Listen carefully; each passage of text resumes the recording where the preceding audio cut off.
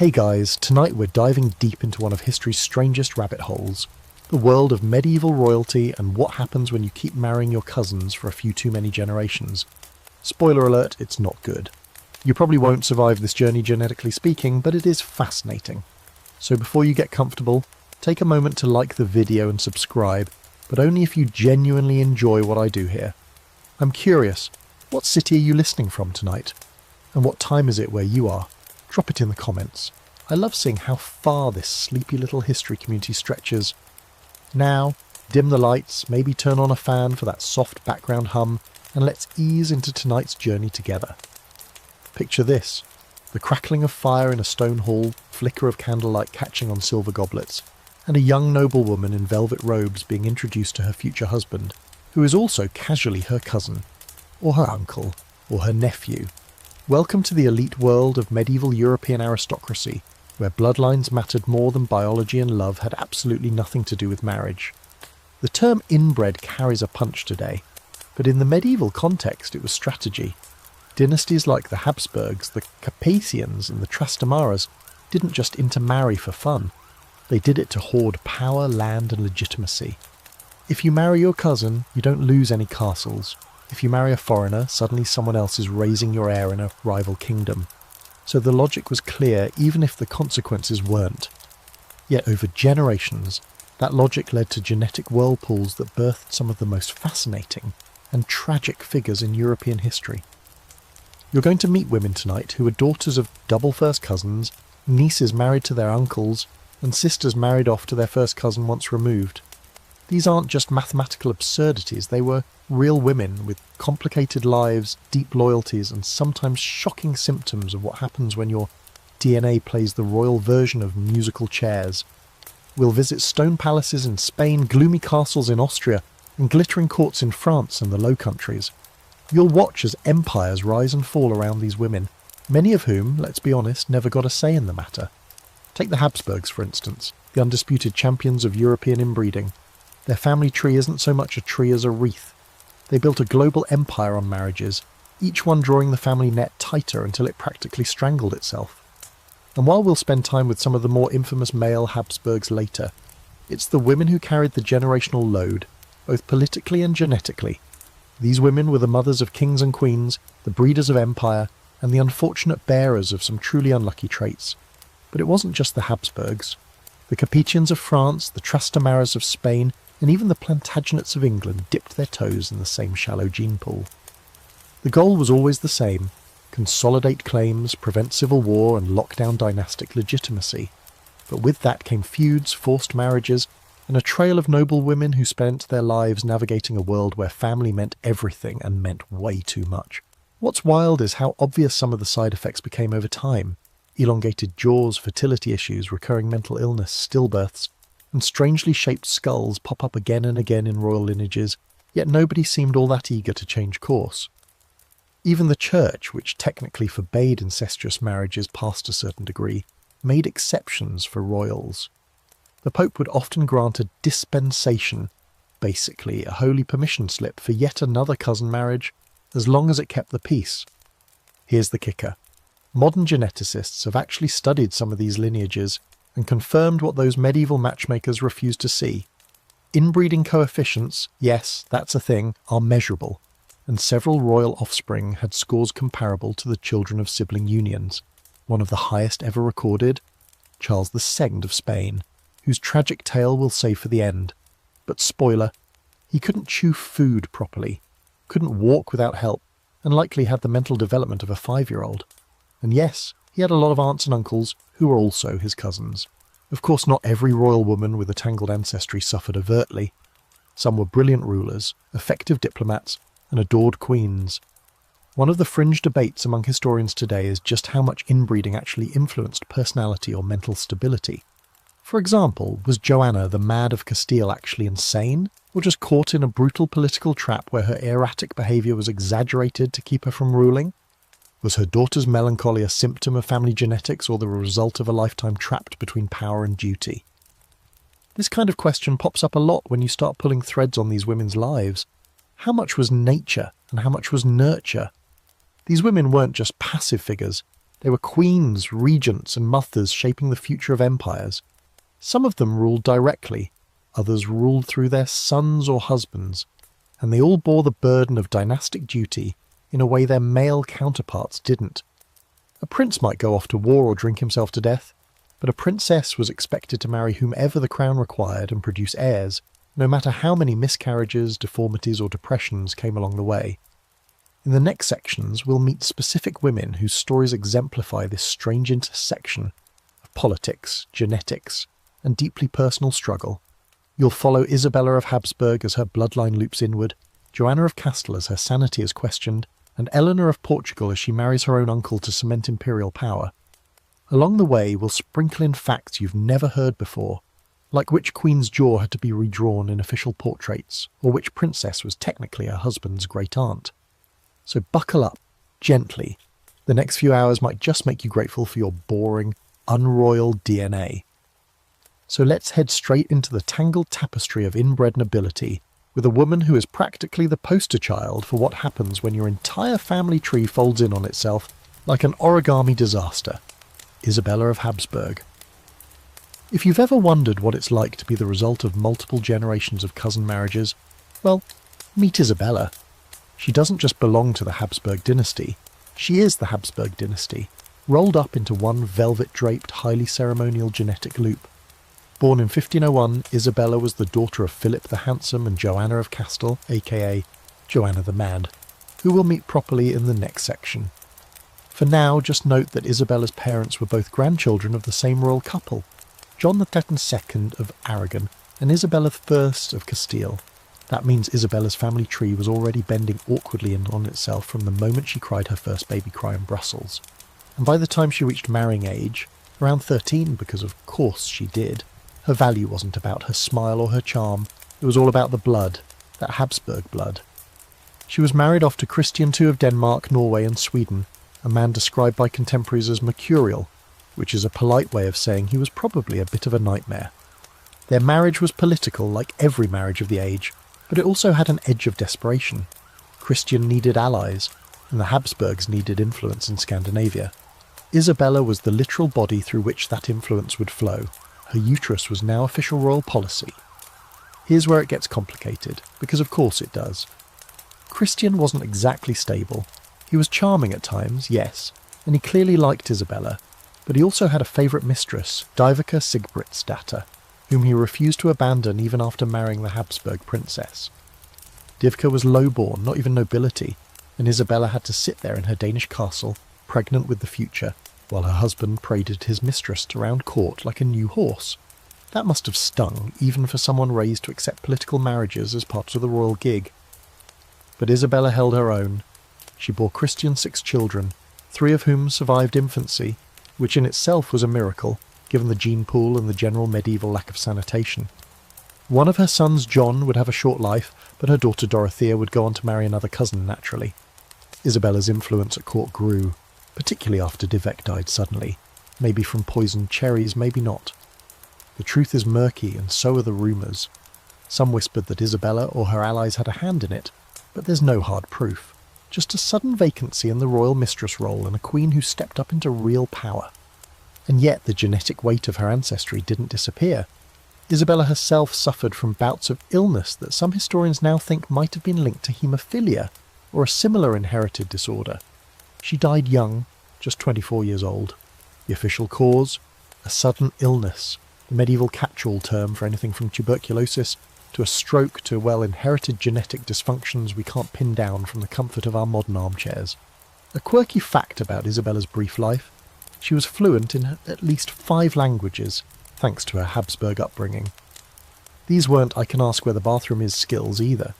She could hold diplomatic conversations in Latin, Castilian, Flemish, French and German.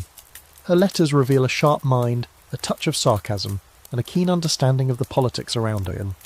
She wasn't just a vessel for babies, she was aware of the chessboard and moved across it as much as her gender allowed. Now here's where scholars still butt heads. Was Isabella a victim of her family's obsession with purity, or simply unlucky in a dangerous age? Some point to her children's weak health and her own early death as clear signs of genetic fragility. Others argue that early mortality was just par for the course in the 16th century, even for royals. And while that's true to an extent, the Habsburgs' increasingly closed breeding circles make the debate harder to ignore. What's not debated is this: Isabella's children carried forward even more concentrated royal blood, making the next generation of Habsburgs even more genetically enclosed. Her grandson, Maximilian II, would marry his first cousin, and their children? Well, let's just say their jawlines could cut glass, and not in a good way. One eerie thing about Isabella's life is how quiet it feels in retrospect. She's one of those queens you rarely hear about unless you go looking. No big wars, no grand scandals, no famous paintings, and yet her DNA echoes all through European history. Her blood ran in the veins of emperors, kings, and doomed heirs. If power in this world can be measured by legacy, then Isabella was more powerful than most of the men around her. She just didn't get a crown to show it.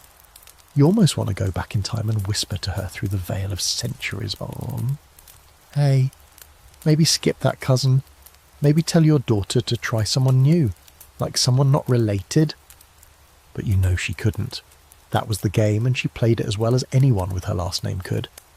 From the quiet courts of Denmark to the loud echoes of dynastic strategy, Isabella of Habsburg's life is one of the clearest examples of what happens when royalty values family ties just a bit too much. She didn't live long, but what she passed on would shape Europe for the next 2 centuries, and a lot of those results weren't exactly healthy. Now that you've met Isabella of Habsburg, it's time to step even deeper into the foggy Gothic corridors of royal heredity and meet her mother, Joanna of Castile, or, as she's better known in the history books, Joanna the Mad. You've probably heard the nickname before. Maybe you picture her wandering a castle barefoot, mumbling to herself, or clutching her dead husband's coffin like a morbid romantic. And yeah, some of that actually happened. But the full story of Joanna, it's less madness, more tragedy, with a generous sprinkle of dynastic pressure, and of course a heavy dose of concentrated family genetics. Joanna was born in 1479 to Ferdinand II of Aragon and Isabella I of Castile, Spain's power couple, the Catholic monarchs who unified the Spanish kingdoms and sponsored a certain Christopher Columbus. Their marriage was the ultimate political power move, and they wanted their children to follow suit. Joanna was their third child, smart, reserved and devout, with eyes that reportedly smouldered when she was angry. But there was one catch. Her family tree already had that classic royal kink. Her parents were second cousins, not a terrible start by medieval standards, but the signs of internal looping were starting to flicker. As a young woman, Joanna was shipped off to Flanders to marry Philip the Handsome. Yes, that's literally what they called him. And yes, it was mostly for politics.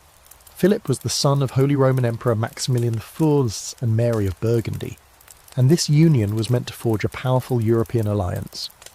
But unlike many arranged royal marriages, Joanna and Philip were weirdly into each other, like passionately, obsessively into each other, at first. The kind of chemistry that raised eyebrows at court. You might think, oh, that's sweet. But this is a bedtime history, not a fairy tale, so you know what's coming. Philip was charming, ambitious, and very aware of his own good looks. Joanna, deeply in love, became intensely jealous, especially once Philip began openly cheating on her. She would reportedly scream and throw things and demand to know the names of his mistresses. Court rumour had it that she once attacked a lady-in-waiting with scissors over a flirtatious glance. Was she mentally ill? Or just a woman pushed to the edge in a world where her power was always second to her husband's pleasure?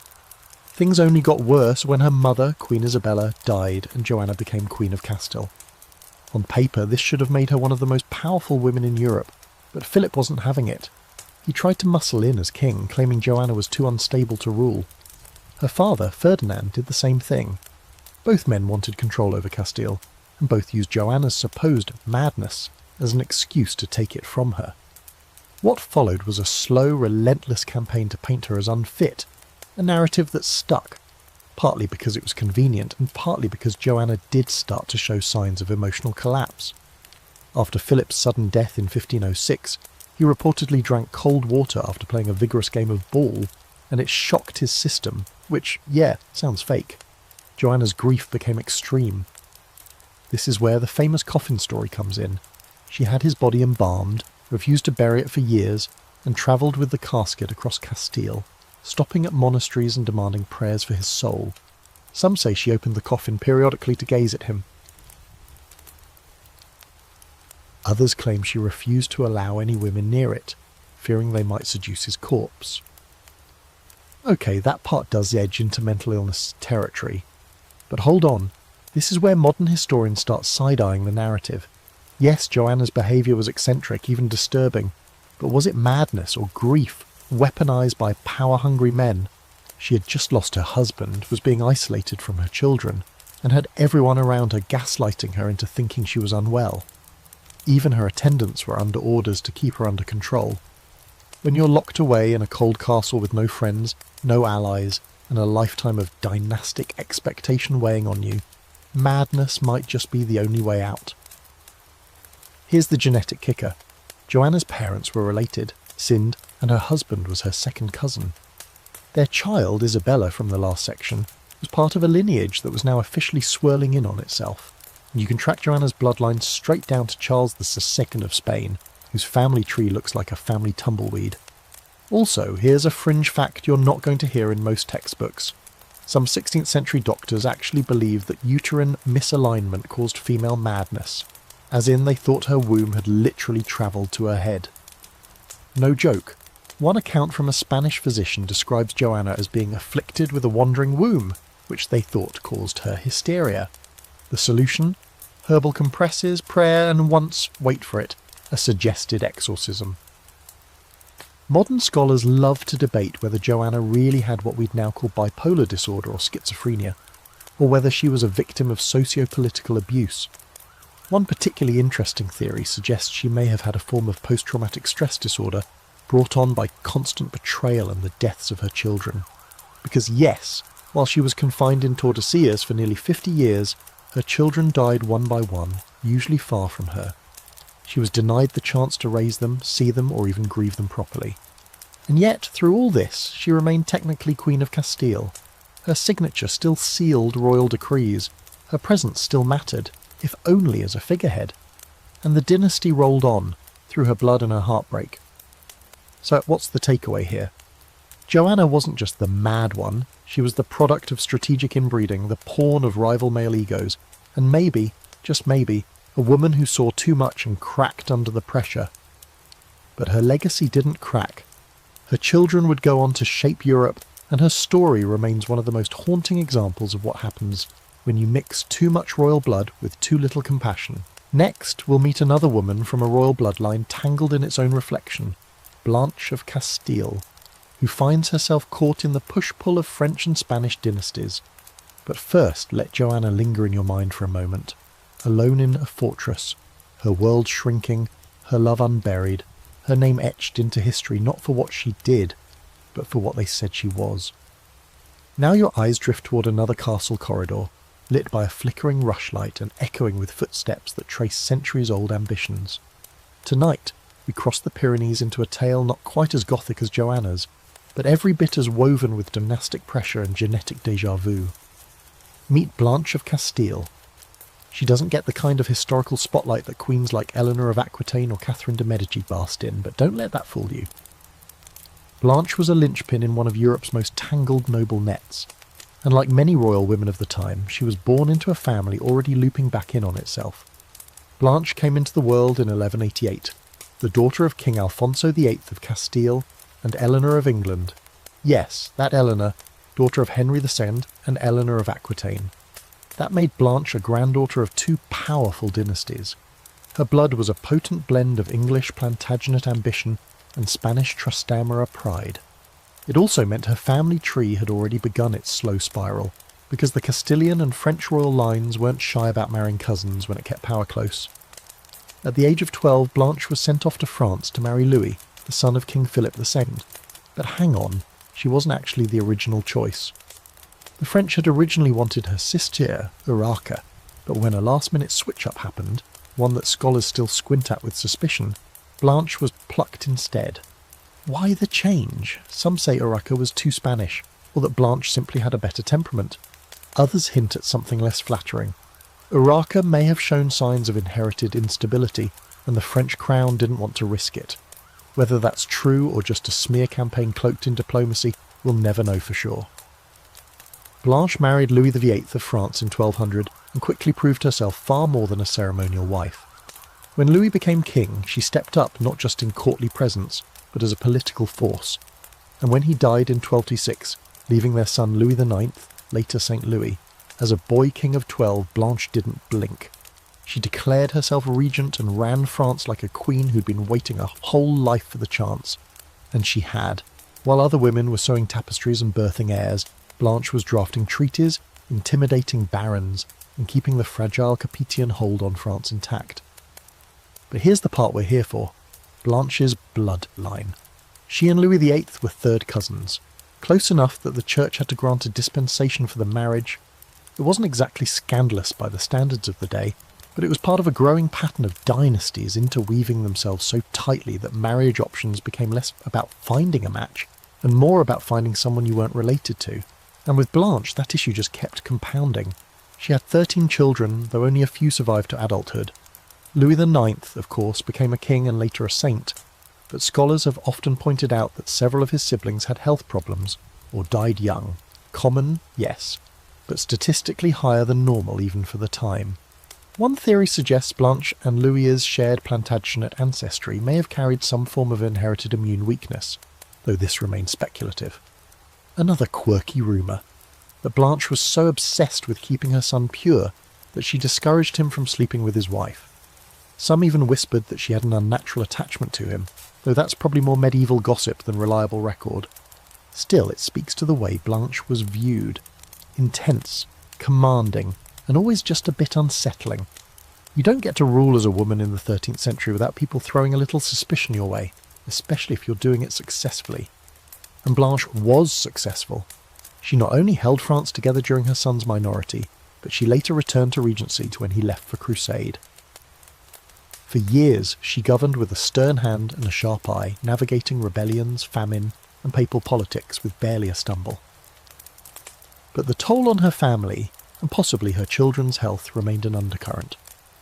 One scholarly debate that's still alive today was Blanche herself subtly affected by the genetic tightrope her family walked. While there's no record of physical deformity or obvious illness, some letters suggest she suffered from extreme migraines and recurring melancholia, that lovely medieval catch-all that could mean depression, hormonal imbalance, or something passed along the family line like a well-polished heirloom. There's also a fascinating detail from her death in 1252. Reportedly, she collapsed on the way to a convent and lingered in pain for days, murmuring prayers and hallucinating visions of saints. Some modern readers interpret this as spiritual ecstasy. Others, less romantically, wonder if it was a stroke or hereditary neurological condition. Again, no definitive answers, just a woman's final days shrouded in mystery, much like her life. Here's a lesser-known fact. Blanche was one of the first French queens to actively sponsor universities. She supported the development of theology studies at the University of Paris and personally funded monastic libraries. So yeah, while she was wrangling rebellious nobles and managing her emotionally complicated son, she was also quietly helping launch the European intellectual renaissance. No big deal. You can almost imagine her today, ghosting through a candle-lit library in Rouen, muttering Latin aphorisms and glaring disapprovingly at anyone making noise. Not mad, not tragic, just tired, and probably still running things from beyond the grave. So while Blanche of Castile isn't the most inbred woman on our list, she represents an early example of how medieval power marriages began to fold back in on themselves, and how royal women, burdened with bloodlines and expectations, carved out their legacies anyway, sometimes with iron fists hidden beneath silken sleeves. Next, we'll travel to Portugal, where Eleanor of Portugal finds herself pulled into a family dynamic so twisted that her groom shares not just her family name, but her uncle's face. Hope you're ready for that one. And now, let's take a soft step into the warm Iberian air of the 15th century, where stone palaces glint beneath the Portuguese sun, and royal carriages creak beneath the weight of more than just gold and silk. They carry dynastic expectations, ancient rivalries, and the kind of family ties that require both a wedding and a DNA test. Tonight's central figure, Eleanor of Portugal. If you're already cringing at the thought of an uncle becoming a husband, congratulations. You're awake and paying attention. Because yes, that actually happened. And it wasn't even considered all that weird at the time.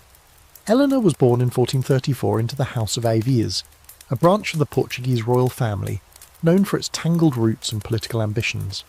She was one of several children born to King Edward of Portugal and Eleanor of Aragon, which already made her a prize in the international marriage market. Her siblings included future kings and queens, but Eleanor's path would take her north, into the chilly reaches of the Holy Roman Empire, where her marriage was supposed to cement a powerful alliance. What no one talked about at the wedding feast was how closely she and her groom were already related. Her husband, Emperor Frederick III, was not only her cousin, but he was technically her uncle, through marriage lines so convoluted they practically form a Celtic knot. But of course, inbreeding among royals wasn't just tolerated, it was the norm. Marrying a close relative wasn't scandalous, it was strategic. If it kept the throne within the family and prevented rival claims, then so be it. The Pope would give a little nod of approval, issue a dispensation, and another cousinly kiss would seal the fate of another generation. Eleanor's wedding to Frederick was awkward from the start. She travelled to Italy for the ceremony, which was delayed several times because Frederick, ever the cautious emperor, was reluctant to commit. He reportedly didn't even meet her until the actual wedding day, and his first reaction was, "She's prettier than her portrait, so yay for low expectations." The wedding finally went through in 1452, and Eleanor became Holy Roman Empress, one of the most powerful titles in Christendom. But power doesn't guarantee happiness. Their marriage was strained. Eleanor, raised in the more relaxed and artistically rich courts of Portugal, found Frederick's court cold, rigid, and depressingly frugal. He was obsessed with bureaucracy and finances. She wanted music, colour, and life. Letters from the time hinted her frustration. She reportedly once said that her husband would rather count coins than kiss his wife. Yikes. Meanwhile, Frederick found Eleanor too emotional, too passionate, how's this for irony, too foreign. Still, they did their dynastic duty and had 5 children, 3 of whom survived infancy. Among them was Maximilian I, who would go on to become Holy Roman Emperor and marry yet another cousin, solidifying the Habsburg rise to power. But Eleanor, she struggled. Her health began to deteriorate, possibly from the strain of pregnancies, long cold winters, and the slow suffocation of life with a man who treated her more like an economic advisor than a wife. Now, let's talk about the genetics. Eleanor and Frederick's shared bloodline was already layered with intermarriage. Both had ancestors from the Aragonese and Burgundian houses, and their union concentrated that blood further. The result? Their son Maximilian inherited the family jaw, the early hints of the legendary Habsburg jaw that would come to symbolise centuries of royal inbreeding. But that's just the visible sign. What historians whisper about more quietly is the mental health issues, miscarriages, and the faint echo of autoimmune disorders that crop up again and again in the family line. A quirky side note, Eleanor is one of the few medieval empresses whose voice survives in her own hand. Some of her letters to her brother, King Afonso V of Portugal, still exist. In them she vents about court life, the isolation she feels, and how much she misses home. There's something hauntingly modern about her complaints. She talks about not having anyone to confide in, about feeling like an outsider even in her own family, and about the cold halls of the imperial court that seem to suck the life out of her. If there's a ghost pacing through those stone corridors at Grals or Wiener Neustadt, it's probably Eleanor, still homesick and misunderstood. Here's where scholarly debate still flickers. Was Eleanor simply a mismatched wife trapped in a political alliance? Or was she experiencing the early toll of genetic accumulation? Her declining health has been attributed to everything from tuberculosis to depression, but some researchers suggest she may have inherited a form of porphyria, a blood disorder linked to noble lineages, and sometimes mistaken for madness or hysteria. There's no conclusive evidence, just hints in her letters and descriptions from court chroniclers about her pallor, sensitivity to light, and frequent fits of melancholy. She died young, just 32 years old. Officially it was illness, but most agree it was a long and painful slide into frailty, worsened by years of emotional neglect and probably some good old-fashioned medieval medical malpractice. Frederick didn't even attend her funeral. He stayed behind, reportedly busy with court documents. That tells you everything, doesn't it? And yet Eleanor's legacy looms large. Her son Maximilian would go on to shape European history, expanding the Habsburg Empire and marrying his own relatives with relentless efficiency. Eleanor's blood would flow through the veins of emperors and queens, carrying with it both the strength of her Iberian heritage and the weaknesses of a gene pool that had been stirred far too little. What stands out most about Eleanor is the quiet sadness that threads through her life. She wasn't mad like Joanna. She wasn't iron-willed like Blanche. She was soft-edged, romantic, and ultimately too human for the cold machinery of imperial politics. But she played her part. She gave birth to the next dynasty, and that for a royal woman of her time was the highest and most unforgiving form of success. Next, we'll meet Margaret of Austria, Eleanor's granddaughter, and one of the sharpest political minds of her day. Raised in a family so genetically compact that holiday dinners probably required a family tree cheat sheet just to figure out who to kiss on the cheek. Now imagine this. You're a young girl born into a labyrinth of castles, cousins and kings, and before you've even lost your baby teeth, you're already being discussed like a valuable chess piece. That was Margaret of Austria. And yes, she's technically the granddaughter of Eleanor of Portugal, but by this point the Habsburg family line has twisted itself into such tight knots that even the family dog might have qualified for a noble title. Margaret grew up in the very eye of this dynastic storm, trained to smile, curtsy and marry strategically. But what makes her stand out in this parade of inbred nobility is that she didn't just survive the system, she mastered it. Born in 1480 in Brussels, Margaret was the daughter of Maximilian I, the Holy Roman Emperor and son of, you guessed it, Frederick and Eleanor. Her mother, Mary of Burgundy, died young after falling off a horse, which left Margaret motherless by age 2. Right out of the cradle, she was seen not as a grieving child, but as a dynastic prize. Her father immediately betrothed her to the French Dauphin Charles, who was barely older than her and would later become King Charles VIII. At the ripe old age of 3, Margaret was shipped off to the French court to be raised as the future Queen of France. As far as political gambits go, it was classic Habsburg. Start young, lock in alliances early, and hope nobody dies in the meantime. But things didn't go according to plan. When Charles reached marrying age, he ditched Margaret and instead married Anne of Brittany, a major territorial win, but a total slap in the face to the girl who had grown up in his palace. Margaret, still a teenager, was unceremoniously returned to her father, heartbroken and politically bruised. If she cried on the way home, no one wrote it down, but from this point on she started building a different kind of power. She was married off again, this time to John of Castile, heir to the Spanish throne. Yes, that same Spanish royal line that came from her own tangled ancestry.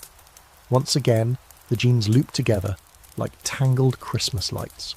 Margaret and John were cousins several times over, connected through both the Habsburg and Trastamara lines. Their marriage was brief. John died within a year, probably from tuberculosis, though rumours of poison floated around because, well, medieval courts loved a little conspiracy with their mourning. Margaret, now widowed before age 20, might have been expected to fade into the background and quietly become a nun or a melancholy dowager. But nope, not Margaret. She returned to the Habsburg court and slowly, steadily carved out a political identity so sharp it could slice through stained glass. She never remarried, instead dedicating herself to politics and governance, eventually becoming governor of the Netherlands. Twice, that's right. A royal woman governing a powerful economic hub while maintaining diplomatic relations with France, Spain and England. And she did it all while wearing gowns so stiff with embroidery they could stand on their own. Now, let's not forget the inbreeding elephant in the room. Margaret's entire family was deep into cousin territory. Her father, Maximilian I, had married his cousin.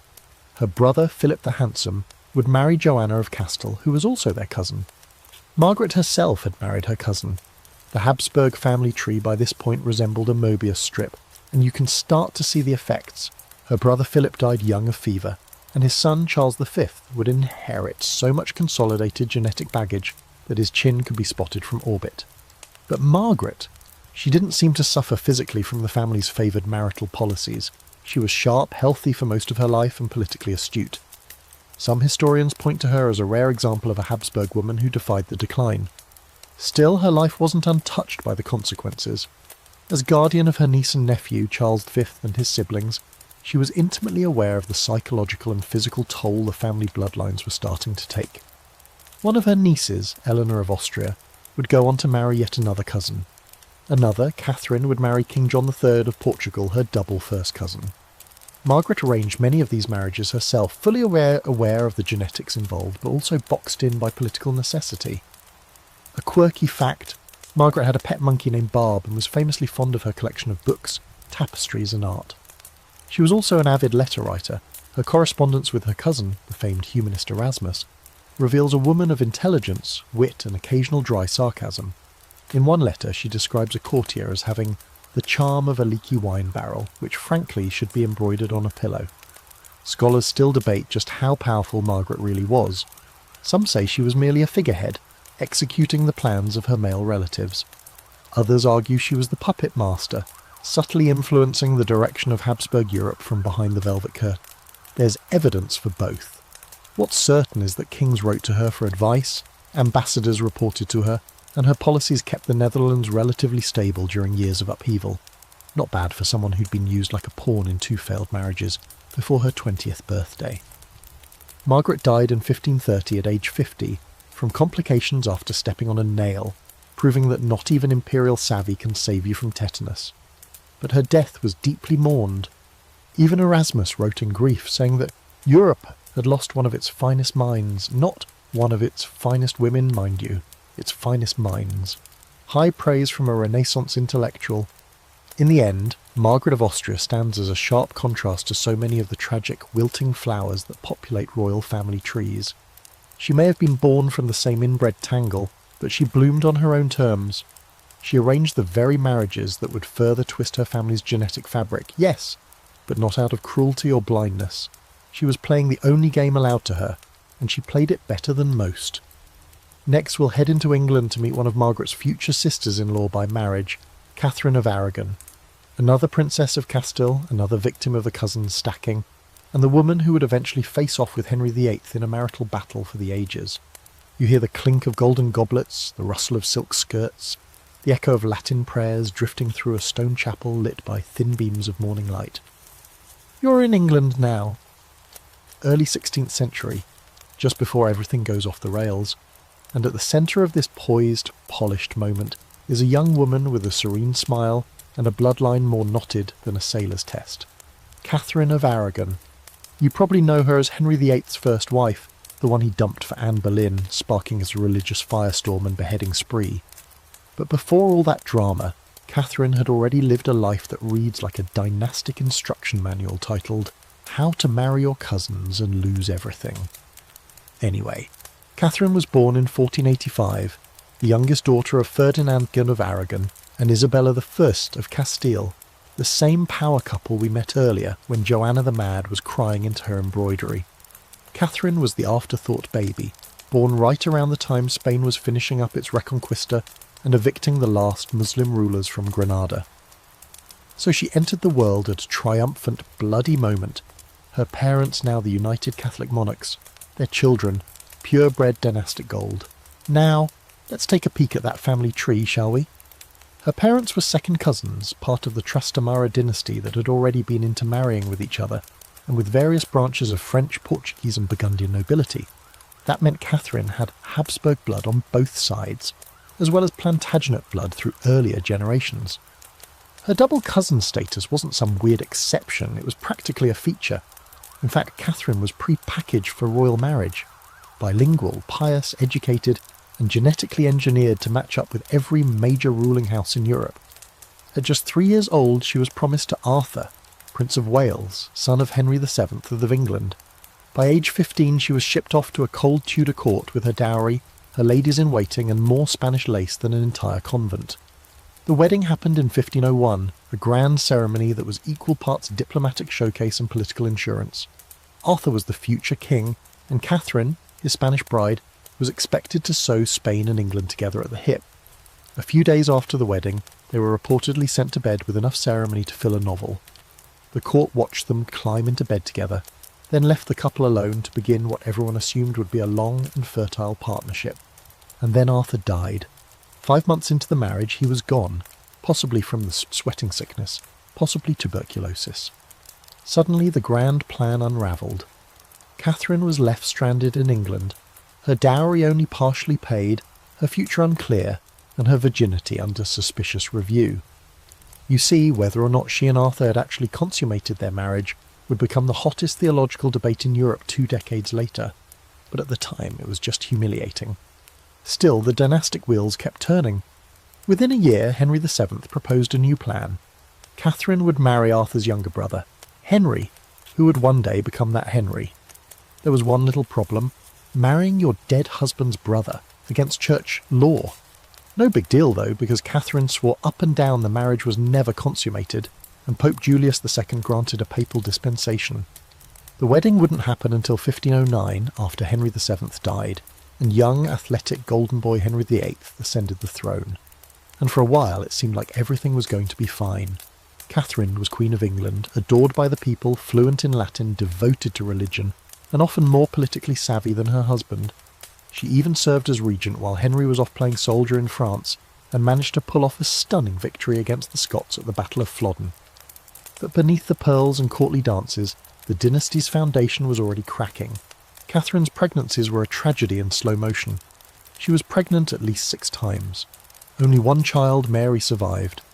The rest, boys and girls, were still born, died shortly after birth or miscarried. The pressure was immense and everyone wanted a male heir. Henry, once smitten, grew bitter and paranoid. The court started whispering. Was the Queen cursed? Was God punishing them for the technically incestuous marriage? And here's where the genetics rear their well-documented, scientifically recognised head. Catherine's own maternal grandparents were both from the Trastamara line, meaning her parents were not just cousins, they were part of a lineage that had looped in on itself for generations. Some researchers today believe that the repeated infant deaths may have stemmed from a genetic incompatibility between her and Henry, a hypothesis that involves what's called Kell alloimmunization. If true, it would mean Catherine carried a blood antigen that caused her body to attack fetal red blood cells after the first successful pregnancy. A cruel twist of biology passed down from centuries of noble cousin matching.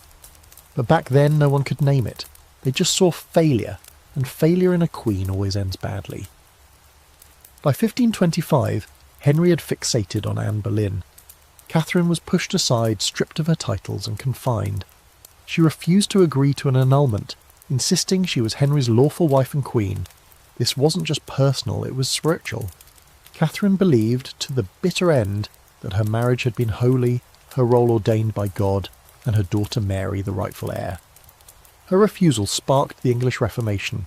Henry broke from the Catholic Church, dissolved the monasteries, and launched a religious war that would split England for generations, all because one queen wouldn't lie about a marriage she'd been forced into at 15. A quirky fact about Catherine: she was a total bookworm. Fluent in Latin and Spanish, she often translated religious texts and was a known patron of humanist scholars. Erasmus of Rotterdam, yes, that Erasmus, once praised her intellect. And when she was confined at Kimbolton Castle in her final years, she reportedly spent her days in prayer, embroidery, and letter writing. Her last letter to Henry addressed him not as a tyrant or betrayer, but as my most dear lord and husband, which, yeah, that's either devotion on a saintly level or the final note in a lifetime of royal gaslighting. Scholars still argue whether Catherine's miscarriages were purely bad luck or symptoms of deeper genetic issues, but what's undeniable is how her life, like so many royal women, was shaped and ultimately shattered by a family tree too bent to stand straight. She was the product of dynasties that believed in the divine right of kings and the divine necessity of cousins, and in the end, all that purity of blood couldn't save her. Next we'll meet Isabella of Portugal, Catherine's niece and the empress who married her own double first cousin, producing a son whose chin and destiny would both go down in history. You find yourself now in a golden sunlit hall in Toledo, somewhere between the glow of power and the Sonnenborn and the long shadow of legacy. Tapestries rustle in a breeze that smells faintly of incense and dried roses. At the head of this hall stands a woman draped in regal silence, Isabella of Portugal. If Catherine of Aragon had the stubborn defiance of a queen wronged, Isabella has the heavy poise of one born knowing exactly what's expected and exactly how it's going to hurt. Because Isabella didn't just marry a cousin, she married her double first cousin. That's a genetic term, yes, and a very real nightmare, especially when you're carrying the weight of 2 dynasties on your spine and producing an heir becomes the one job you're not allowed to mess up. Let's pull apart that relationship for a moment. Isabella's father was King Manuel of Fierces of Portugal. Her mother was Maria of Aragon, the sister of Catherine of Aragon. So Isabella was a product of both the Aviz line of Portugal and the Trastamara line of Spain. 2 royal houses already deeply entangled through years of intermarriage. When she married Charles V, Holy Roman Emperor and King of Spain, the bloodline loop sealed tight. Charles wasn't just her cousin once over, he was her cousin twice from both sides of the family. You could practically hear their chromosomes groan when they exchanged vows. But in true imperial fashion, the marriage was pitched as a triumph. Charles V was the most powerful monarch in Europe at the time, ruling over not just Spain but huge swathes of Italy, Germany, the Low Countries and the Americas. And Isabella? She was the purest blood match available. Their wedding in 1526 was grand, even by Habsburg standards. Dancing, music, elaborate feasting, and political congratulations disguised as poetry. Historians have noted that Charles genuinely loved Isabella. In fact, he was unusually faithful by royal standards. He even missed her when he went off on his frequent imperial errands, which, let's be honest, is more than most kings of the period could say. Still, love doesn't undo DNA. Isabella and Charles had 7 children, but only 3 survived to adulthood. Among those was Philip II of Spain. Yes, the gloomy Catholic king who later married Mary Tudor and went on to make England very nervous. Philip would inherit not just his father's empire, but his mother's deeply saturated royal blood. And, as with so many dynastic lineages, it showed. But more on that soon. Isabella herself was described as intelligent, composed, and deeply pious. She was fluent in Latin and took her role as empress seriously. While Charles was away fighting Protestants or reorganising his vast empire, Isabella served as regent in Spain, overseeing trade, taxes, military provisioning and all the other joys of early modern bureaucracy. Letters between her and Charles reveal an administrative partnership as much as a romantic one. She wrote about provincial uprisings, grain prices, and the latest news from the Americas, with all the precision of a modern chief of staff. But her reign wasn't all ledgers and letters. Behind the polished court surface, Isabella was plagued by anxiety and health issues. Like many women in her family, she suffered through multiple pregnancies, several of them ending in stillbirth. And though it's not documented in clinical language, because this was the 16th century and everything got filed under melancholia, modern historians believe she showed signs of chronic depression, perhaps postpartum, or perhaps inherited from the same bloodlines that made her both a queen and a statistic. There's a particularly eerie moment preserved in court diaries. Isabella, pregnant with what would be her final child, fainted during a religious procession. It was a public event, and the crowd gasped as she collapsed, pale and unconscious, onto the stone steps of a cathedral. She never fully recovered. Less than a year later, in 1539, she died, at the age of 36. The official cause was complications from childbirth, a vague term that could mean anything from hemorrhage to infection to, perhaps, her body just giving out after too much strain. Too many children, too much duty, too little rest. Charles was devastated. He wore black for the rest of his life. He commissioned portraits, sculptures, and even a grand tomb in her honour. But he didn't remarry. For a man who ruled half the known world, that's saying something. He later retired to a monastery and took up clockmaking, which feels very on brand for a man who'd spent his life trying to keep a ticking empire from falling apart. Here's the historical wildcard.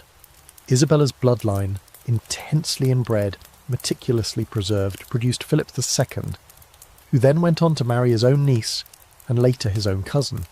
The loop didn't just continue, it tightened. One scholar referred to Isabella and Charles's marriage as the turning point from strategy to surrender. From that moment on, the Habsburgs were no longer just intermarrying to strengthen alliances. They were doing it because there were hardly any outsiders left who matched their standards of royal purity. Now here's the quirky twist. Despite the increasingly fragile bodies coming out of this genetic funnel, the Habsburgs kept winning. Empires expanded. Gold flowed from the Americas. Enemies were crushed. There's a strange tension in Isabella's story between this visible triumph and invisible decline. Between a court gilded with silver thread and a body breaking down from too much repetition in the gene code. Was Isabella aware of the danger? Probably not in the way we'd think about it today. Her letters mention illness, stillbirths, headaches, but never genetics. That wasn't a concept yet. The idea that marrying your cousin might doom your children to physical or mental frailty wouldn't enter common discourse until centuries later. And even then, royals would ignore it. But the signs were there, in the haunted eyes of her surviving son, in the funerals she attended for infants who never drew breath, in the silence that followed her own death, as the Spanish court wrapped itself in black and the empire she helped hold together quietly creaked under its own weight. Isabella of Portugal is often overshadowed by louder names: Catherine, Anne, Mary, even Charles. but her story is one of the clearest lenses through which you can view the cost of dynastic ambition. She was everything a queen was supposed to be: noble, obedient, fertile, and ultimately gone too soon. Next, we shift focus north, where Margaret's legacy continues in the Low Countries, and a duchess named Marie of Burgundy tries to escape the trap. But the family tree has other plans. The light shifts now, grows cooler, softer, as we drift north from the sun-scorched courts of Iberia to the lush, damp pastures of Burgundy, where silk banners flap in a colder breeze, and the halls are more Dutch than Spanish, more Flemish than Castilian. You find yourself in the Burgundian Netherlands, that rich, glittering corner of Europe that always seemed to lie just outside the reach of stability. And in the middle of it all, wrapped in furs and political anxiety, stands Marie of Burgundy. If you're hoping for a moment of calm in our parade of inbred royalty, well, not tonight.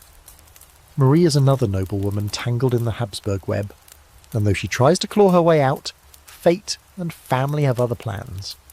Marie was born in 1457, the only child of Charles the Bold, Duke of Burgundy, and Isabella of Bourbon. Now, her mother was the daughter of a Bourbon prince and a Valois princess, meaning Marie's family tree had already been bending in on itself like a drunk trying to tie a necktie. Charles the Bold wanted a son, of course he did, but when Marie arrived he immediately began preparing her to rule, and not just symbolically. He raised her to read treaties, interpret military reports, and conduct court rituals with the weight of a sovereign. That was all well and good until he died suddenly in battle at Nancy in 1477, leaving 19-year-old Marie as ruler of one of the richest territories in Europe and unmarried.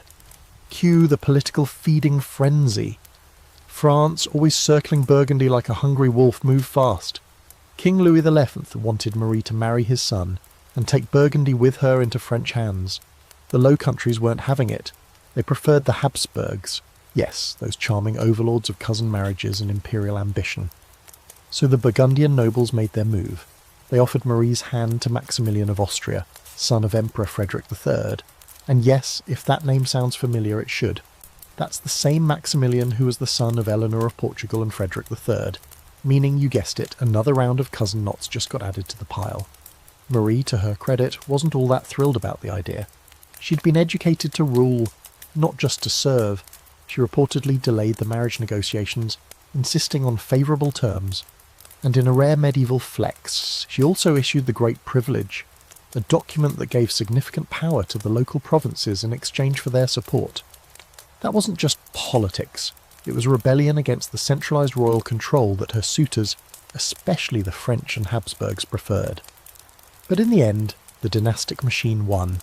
She married Maximilian in 1477, and with that marriage, the Habsburgs inherited the entire Burgundian inheritance, a prize that would define European politics for the next century. Now here's the part where the gene pool starts bubbling ominously.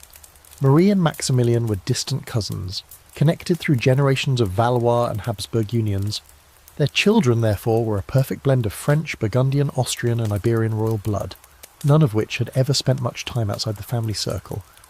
Their son, Philip the Handsome, would later marry Joanna the Mad of Castile, which we've already covered in all its emotionally volatile glory. So yes, Marie of Burgundy is technically the great-grandmother of Charles V and one of the key contributors to the now infamous Habsburg jaw. But Marie didn't live long enough to see what her bloodline would become. She died in 1482, just 5 years after her wedding, in a tragic horse-riding accident.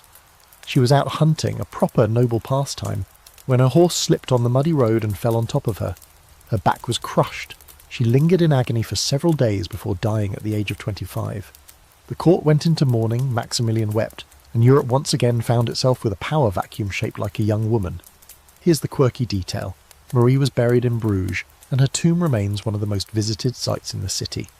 But during a renovation in the 20th century, archaeologists opened the tomb and found her remarkably well-preserved skeleton, complete with a visible injury to the spine exactly where chroniclers described her accident.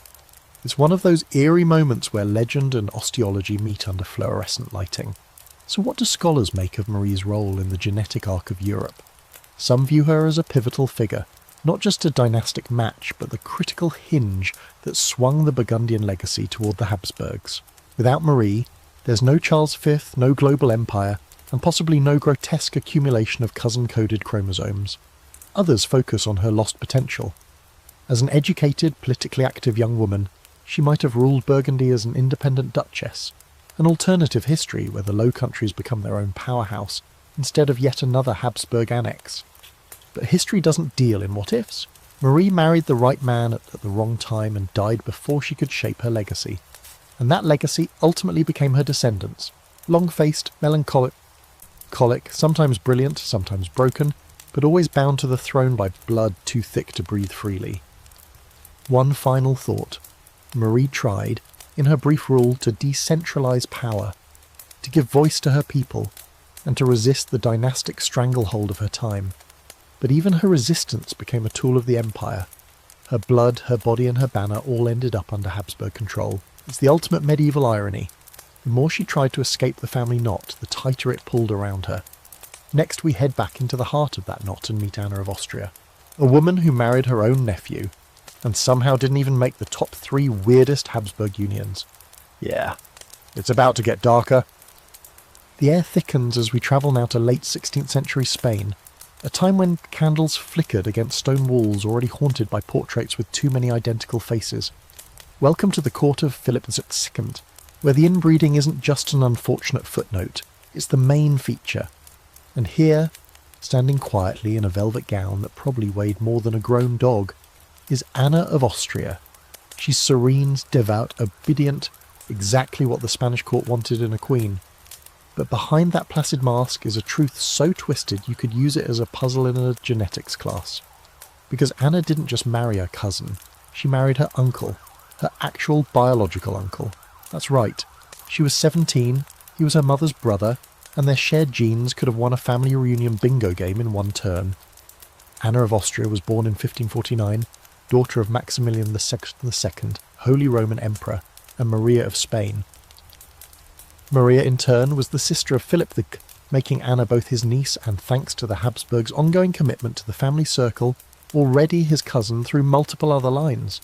If you're trying to keep track, just imagine their family tree as a plate of spaghetti, where every noodle touches every other noodle, and someone spilled holy oil on it. At the time of their engagement, Philip II was already on his 4th marriage attempt. His first wife was Maria Manuela of Portugal, his double first cousin. Then came Mary I of England, also his cousin. Then Elizabeth of Valois, again a cousin. And now his teenage niece Anna. By this point the Habsburgs had stopped bothering to look outside the family. They'd seen what happened when bloodlines got too mixed. Claims weakened, borders blurred, alliances frayed. Better to just keep it in the family, even if that family was starting to look like a set of nesting dolls with the same face. Their marriage took place in 1570. Philip was 43, Anna was 17. The age gap was considered completely normal. What wasn't normal, even by 16th century standards, was how closely related they were. The Pope had to grant a special papal dispensation, one that raised more than a few eyebrows in Rome, but the political necessity overrode religious awkwardness. Philip needed a fertile wife to produce a male heir, his previous attempts hadn't gone well, and Anna came with the best breeding credentials possible. Pure Habsburg blood, extreme piety, and a womb unburdened by other dynastic alliances. So how did this deeply incestuous union work out? Surprisingly, not terribly, at least in the short term. Anna was reportedly kind, patient, and genuinely liked her husband. He in turn seems to have adored her in his own sombre, tightly wound way.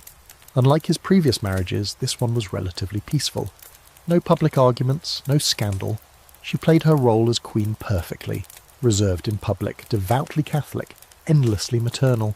She gave birth to 5 children in rapid succession, 4 of whom survived infancy, another Habsburg miracle. One of those children was Philip III of Spain, who would eventually succeed his father. But while Anna herself seemed to weather the biological risks of close inbreeding better than some of her predecessors, the genetic toll was quietly accruing in her children. Philip III, her most famous son, grew up listless, indecisive, and deeply reliant on court favourites to govern. While not physically deformed like his own son would later be, many scholars note the intellectual and emotional decline that began with this generation. He was smart enough to stay out of wars, but too passive to lead an empire. His reliance on court favourites like the Duke of Lerma led to widespread corruption and the slow decline of Spanish global influence. It was the beginning of a quiet unravelling, and Anna's genes were part of the recipe. Here's a fringe medical fact. Some researchers believe that the accumulation of recessive genes from repeated uncle-niece marriages in the Habsburg line contributed to something called mandibular prognathism, aka the infamous Habsburg jaw. Anna's children showed early signs of this condition, but it would fully blossom in her grandson Charles II, whose jaw was so oversized he couldn't chew food properly. That's where we're heading. For Anna, she was still in the early stages of the Habsburg decline, symptoms beginning to appear, but not yet catastrophic. She died in 1580, just shy of her 31st birthday. The cause? Complications from childbirth, which, given the rate at which she was expected to produce heirs, is hardly surprising.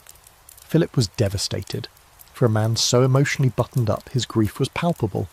He reportedly locked himself away for weeks, wore mourning clothes for the rest of his life, and never remarried. Some even say he kept her portrait beside him at all times, whispering prayers into the canvas. A tragically romantic detail, or a sign that the man had finally realised what his dynasty had cost him. A quirky footnote. Anna was obsessed with relics and holy tokens. She collected saints' bones, fragments of robes, and splinters of what was supposedly the true cross. Her private chapel looked less like a royal sanctuary, and more like a medieval medical museum. Was it a symptom of her devout upbringing, or maybe just a coping mechanism for a life that required daily denial of personal choice? Historians today still debate whether Anna knew the full scope of her genetic connection to Philip when she married him. It's hard to believe she didn't. But then again, in her world, marrying your uncle wasn't scandalous. It was practical. It meant staying within the Habsburg brand, keeping outsiders out, and in ensuring the purity of the royal line. A purity that came at the cost of physical health, mental acuity, and, for many women like Anna, their lives. She wasn't flamboyant or rebellious or particularly outspoken, but Anna of Austria might just be the most quietly dangerous woman in this entire dynasty. Because from her womb came a generation that looked perfect on paper and hollow beneath the surface. Next up we meet Juana of Austria, Anna's sister-in-law and one of the rare royal women who actually ruled in her own name. But even she couldn't outrun the family's shadow, or its genes. You wake up now in a Spanish court wrapped in sombre elegance, black silks, ivory beads, and incense-soaked corridors where politics and piety dance in practiced silence. Here walks Juana of Austria, tall, composed and brilliant. She glides through the halls like someone raised not only among royalty but as royalty, the kind of woman who bows to no one unless the optics require it. Unlike many of her predecessors, Juana isn't just another dynastic pawn shuffled into marriage and early death. She's something rarer, a Habsburg woman trusted to rule. But don't let that fool you into thinking she escaped the family curse. Her pedigree is as pure and as twisted as a pretzel dipped in holy water. Born in 1535, Juana was the daughter of Charles V and Isabella of Portugal. Yes, those two, the double first cousins from Section 8. So right from birth, her bloodline was tighter than a sealed tomb. But physically, Juana seemed to dodge the worst of the Habsburg deformities. No jawbone you could hang a curtain rod from, no reported limp, no debilitating disease. Instead, she inherited her father's cool intellect and her mother's quiet strength. That said, when both your parents are from the same set of grandparents twice over, you don't exactly get a clean slate. You get a loaded dice roll. Her childhood was cloaked in velvet and protocol. She was raised alongside her brother, Philip II, and a rotating cast of aunts, tutors and religious advisors who filled her head with languages, theology and statecraft. She spoke Latin, French and Castilian fluently by her teens and could hold her own in debates with bishops. Erasmus, if he'd still been alive, would have given her a slow clap. Now here's where her story veers off the usual track. At just 17, Juana was married to Prince João Manuel of Portugal, her first cousin. Not just your run-of-the-mill cousin either. This was a solid intermarriage between two dynasties that had already been trading genes like medieval Pokemon cards. João's health wasn't great. He had that ghostly glow you only get from generations of not-so-genetic diversity. And sure enough, less than 2 years into the marriage, he died of what's generally believed to be tuberculosis, or some other inbred immunity failure. Juana was left a widow at 19, but wait, it gets better. She was also pregnant. The child, a boy, was born shortly after João's death and named Sebastian.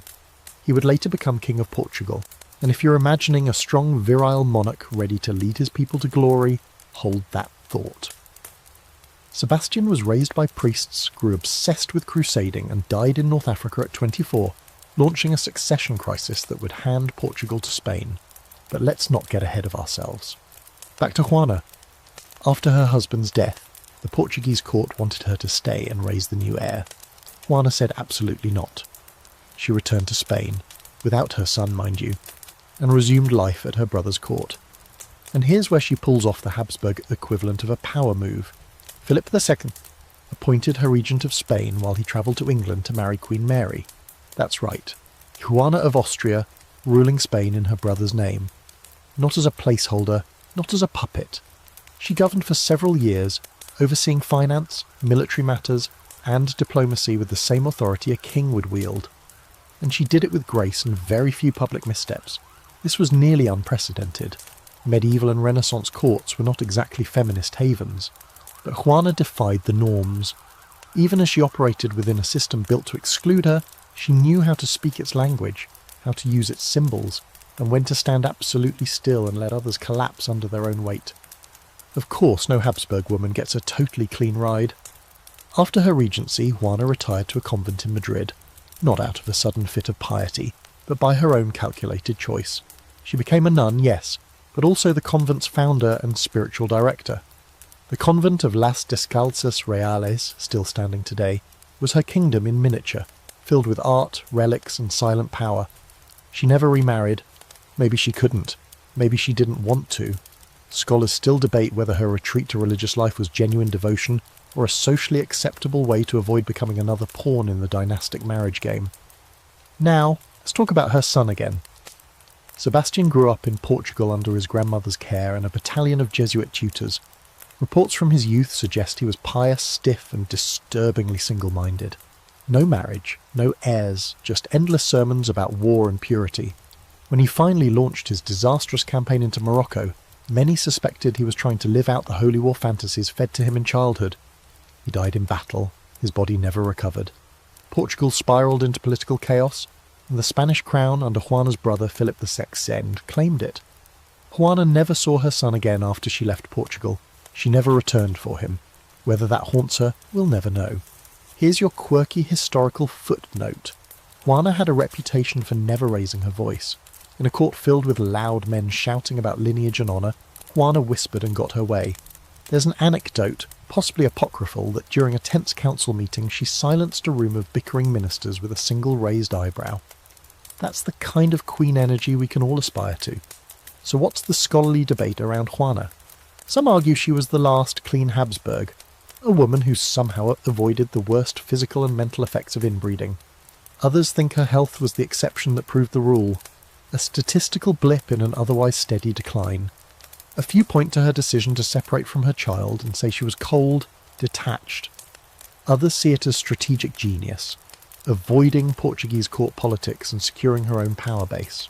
What's certain is that Juana of Austria was one of the most capable women of her dynasty, possibly of her entire century. But even she couldn't stop what was coming. Her genes, passed down through Sebastian, would play their part in ending Portugal's independence. And the careful dynastic legacy she helped maintain, it would become the very thing that unravelled it all. Next up, we enter the Spanish Netherlands to meet Isabella Clara Eugenia, the Habsburg princess who ruled with clarity and charisma and still carried the same tightly wound DNA spiral in every cell of her being. You find yourself now in the echoing corridors of a palace in the Spanish Netherlands, where the scent of beeswax, incense and northern chill lingers in the stone. The tapestries are thick, the windows tall and solemn, and in the centre of it all is a woman dressed in black velvet, her hair tucked beneath a lace veil, her face composed like a carved cameo. This is Isabella Clara Eugenia, daughter of Philip VI and Anna of Austria, product of uncle-niece marriage, great-granddaughter of double first cousins, and one of the last truly functional members of a dynasty straining under the weight of its own blood. Born in 1566, Isabella was, genetically speaking, already a miracle for being relatively healthy. Her parents, as you'll recall, were so closely related that they probably shared more DNA than any married couple should. even by medieval standards. And yet here came Isabella, intelligent, steady and eerily competent. She was raised in the heart of the Spanish court, fluent in Latin, French and Italian, by the time most children were still struggling with prayers. Her education was serious: rhetoric, theology, diplomacy. She wasn't being trained to be a consort. She was being trained to rule. At first, her future seemed to rest on the marital merry-go-round. Several possible suitors were dangled, including no less than the ageing widower King James VI of Scotland, and, briefly, hilariously, Emperor Rudolph II, who was also her cousin and arguably already unravelling mentally when the proposal was floated. But her father, Philip II, kept stalling. He was deeply attached to Isabella, and there are strong hints that he simply couldn't bear to give her away. She remained unmarried until she was over 30, which, in royal terms, was practically a nun's age. It wasn't until Philip needed to stabilise the fracturing Netherlands that he made his move. In 1598, Philip did something radical. He granted Isabella and her new husband, Archduke Albert of Austria, joint sovereignty over the Spanish Netherlands. That's right, he gave her an actual throne, not a decorative title, not a temporary regency, real power, with real autonomy. The catch? Albert was also her cousin, of course, and their marriage was arranged more for political optics than romance. But as royal marriages go, theirs was weirdly successful. They shared a calm respect and a common goal: bring peace to a region shredded by decades of Protestant rebellion and war. Isabella arrived in the Low Countries like a small royal storm cloud, dressed in black, flanked by advisors, and carrying the quiet authority of someone who had spent a lifetime watching her father crush heretics and govern an empire. But she also brought something surprising: pragmatism. While Albert led the armies, Isabella worked the court. She restored cities, mediated religious tension, and charmed the nobility into cautious loyalty. The region was still a mess, but she managed to hold the centre. And she wasn't just a ruler in name. Contemporary letters describe her as meticulous, detail-obsessed, and deeply engaged in state matters. She would rise before dawn, attend mass, and then spend the rest of the day dictating correspondence, reviewing finances, and receiving ambassadors. One account describes her personally correcting a shipment of wool tariffs, while a priest nervously tried to get her to stop working and pray. Later, she reportedly said, the flock must be fed. Despite all this, Isabella never had children. Whether by choice or misfortune is unclear. Some speculate that Albert, her cousin husband, may have been infertile due to their mutual family inbreeding. Others suggest a miscarriage or two, hidden by court silence. What's notable is that neither seemed too concerned with producing an heir. They had each other, and they had work to do. It's oddly refreshing. Two Habsburgs in a functioning relationship that wasn't built solely around uterine expectations, but the curse of the dynasty always lingers. After Albert died in 1621, Isabella took religious vows and officially became a nun. But let's be honest, she was a nun in the same way a CEO might become emeritus. She kept her title, her influence, and her schedule. She just wore more black and talked more about God. In many ways, her post-widowhood rule was even more effective. She held the Netherlands together through factional sniping, external pressure, and the slow encroachment of war. Here's the quirky detail. Isabella loved theatre, not just in a royal patron kind of way. She personally reviewed scripts, attended rehearsals, and even acted in morality plays when she was younger. One courtier recorded watching her perform a scene as the Virgin Mary, noting that she delivered her lines with such precision it seemed more sermon than drama. Honestly, it sounds like she could have had a solid career in the arts if she hadn't been born into one of Europe's most overbred families. Now, the scholarly debate. Was Isabella Clara Eugenia the last competent Habsburg? Some historians argue yes. She's seen as the final bright flicker before the dynasty descended into mental instability and physical deformity. Others argue she benefited from circumstance. She ruled a smaller territory during a relative lull in European chaos, and with a husband who shared power. Either way, she made an impression. While other Habsburg women were remembered for their deaths, their wombs, or their madness, Isabella was remembered for her leadership. She died in 1633 at the age of 66, a shockingly long life for a Habsburg woman. Her funeral in Brussels was a major event, attended by nobles, priests, artists, and commoners alike. She left behind no children, but a political legacy strong enough to be remembered centuries later. And for once, that legacy wasn't about how crooked her jaw was or how many cousins she married. Isabella Clara Eugenia is proof that even in the middle of a genetic swamp, a single candle can burn steadily. She wasn't loud, she wasn't dramatic, but she ruled, she led, and she managed to carry the unbearable weight of Habsburg inheritance with something that looked a lot like grace. Next we travel to Versailles, where another branch of the family tree unravels in powdered wigs and satin corsets, starting with Maria Theresa of Spain, whose Bourbon cousins were waiting with open arms and open marriage licenses. Let the echo of cobblestone horses and rustling satin lead you now into the golden corridors of Versailles, where mirrors stretch endlessly and the smell of rosewater clings to every breath. Here we find Maria Theresa of Spain, standing beneath a ceiling painted with gods she probably no longer believed in. She's surrounded by chandeliers, gilded mouldings, and a court more obsessed with appearance than any in Europe's long, gaudy history. But Maria Theresa is not just another queen in a corset.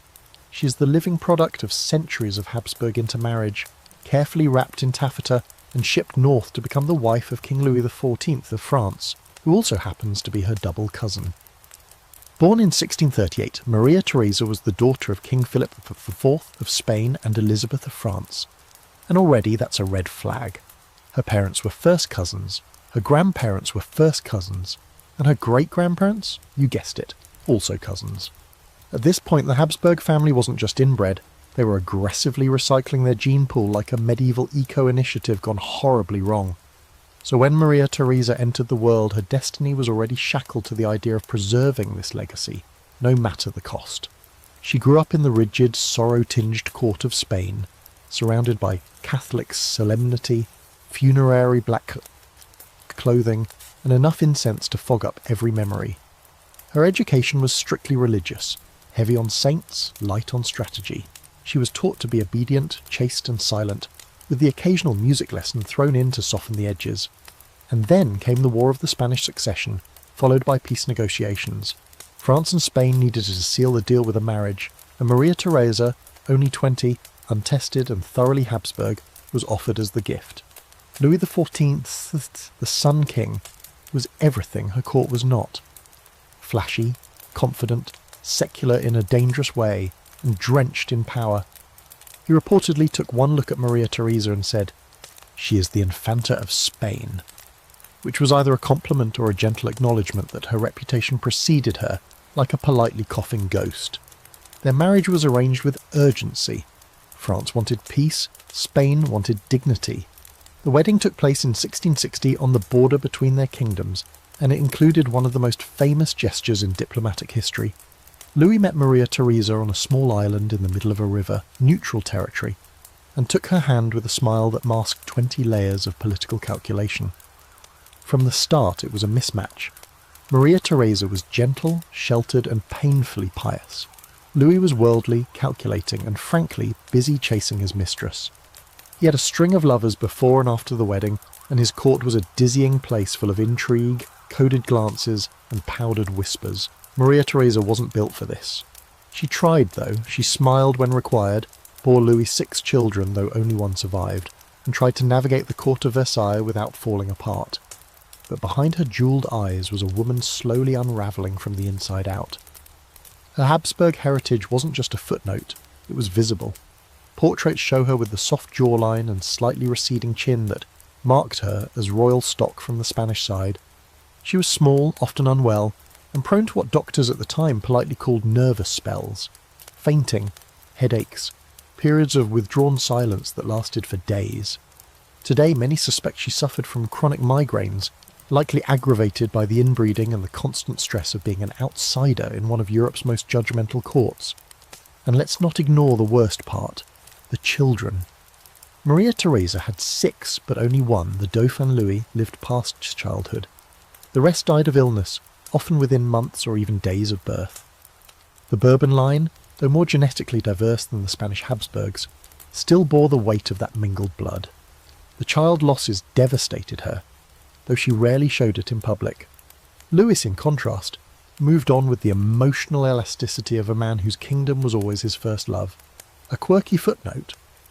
Maria Theresa had a fierce love for chocolate. Spain had introduced it to Europe, and she brought her habit with her to France. She reportedly drank thick, hot chocolate every morning, often seasoned with cinnamon and vanilla, though some blamed her frequent migraines on it. You can imagine her sitting in her velvet chambers, sipping from a porcelain cup, trying not to cry while court ladies whispered about the king's latest mistress just down the hall. The scholarly debate around Maria Theresa is more psychological than political. Was she simply too weak for the French court? Or was she a woman broken by years of silent trauma, cultural alienation, and the pressure to produce heirs when her body, burdened by generations of cousin pairing, was no longer capable? Historians argue over whether she was complicit in her own marginalisation or merely surviving in a system that never gave her a chance. What's certain is that Maria Theresa never fully integrated. She remained to the end the Spanish queen. Louis respected her position, but not her person. When she died in 1683, reportedly from complications of an abscessed arm, Louis declared, "This is the first time she has caused me pain." Which, wow, that's either devastating or just the cruelest eulogy ever delivered in a silk-lined hallway. But in true royal fashion, her legacy outlived her body. Her son, the Grand Dauphin, would carry forward the Bourbon line. And through a twisted game of political dominoes, Maria Theresa's descendants would eventually sit on the Spanish throne, uniting the Bourbon and Habsburg bloodlines once more, because apparently Europe hadn't had quite enough of that yet. So here lies Maria Theresa of Spain, a queen in France, a stranger in her own life, a woman whose body became the shaky bridge between two empires, and whose silence screamed across centuries. Her death marked a turning point. Versailles would become even more theatrical, Spain even more fragile, and the dynasty even more doomed. Next, we tiptoe back into France, where her daughter-in-law Elizabeth of Valois married into the same bloodline from the other side, bringing a new French twist to this increasingly inescapable loop of royalty, religion, and family resemblance. Now we step back slightly in time, but not out of the genetic maze, as we move toward a figure who seems, at first glance, like a breath of fresh air in an otherwise stagnant bloodline. Elizabeth of Valois, daughter of France, Queen of Spain, and yet another woman whose royal marriage was less about romance and more about patching together crumbling dynasties with the human equivalent of genetic duct tape. She walked into Philip II's Spanish court with a flush of youthful beauty and a soft Parisian grace, only to find herself trapped inside one of the most brittle, inbred bloodlines Europe had to offer. And surprise, she was marrying her cousin, again. Born in 1545, Elizabeth was the eldest daughter of King Henry VII of France and Catherine de' Medici, a woman infamous in her own right for political manipulation, questionable poisons, and an unfortunate nose for disaster. But Elizabeth was her golden child, intelligent, well-mannered, fluent in Spanish, and painted in a flattering light from an early age. Her destiny, like that of all princesses in this strange, glittering game, was decided not by passional choice, but by treaties and territorial anxieties. Specifically, the Treaty of Cateau-Cambrésis, which ended a long series of wars between France and Spain, sealed her fate. The treaty required a marriage to cement the peace, and Elizabeth, just 13 years old, was handed over to King Philip II of Spain. You may remember him. He's the guy who married his niece, Anna of Austria, later on. But Elizabeth was wife number 3, the one wed to him while he was still only 32 and still actively collecting cousins. At the time of their marriage in 1559, Elizabeth was 14, and the age gap, while not unheard of, was steep even by royal standards. More than that, the difference in personality was even steeper. Philip was reserved, austere and brooding, raised in the shadow of his Habsburg heritage and the religious obligation.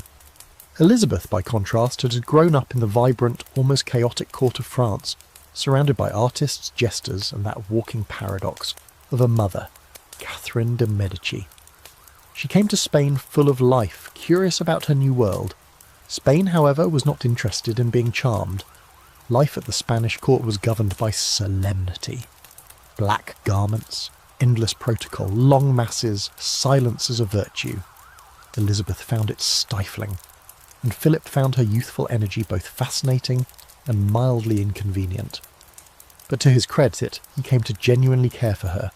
She was his political bride, yes, but he grew attached to her delicate intelligence and quiet strength. Their relationship, unlike many in this dynasty, bloomed gently into mutual affection. Still, the expectations were enormous. Elizabeth was supposed to provide a male heir, something the Spanish crown was always desperate for, especially given the high mortality rate of royal infants and the increasingly fragile genetic lottery. Over the next few years, she endured several pregnancies, and here's where history gets hazy. Some say she miscarried repeatedly. Others report she had 2 daughters and then a series of tragic losses. But all agree that her final pregnancy in 1568 ended in her death at just 23 years old, likely from a ruptured uterus. Yes, 23. It's a brutal pattern now. Teenage brides, cousin marriages, a few fleeting moments of peace, and then a quiet death in childbirth while the court whispers about divine punishment or inherited curses. A quirky fact: Elizabeth was a voracious reader and kept a personal library in her Spanish chambers. She insisted that her books be in both French and Spanish, which was considered mildly rebellious at the time.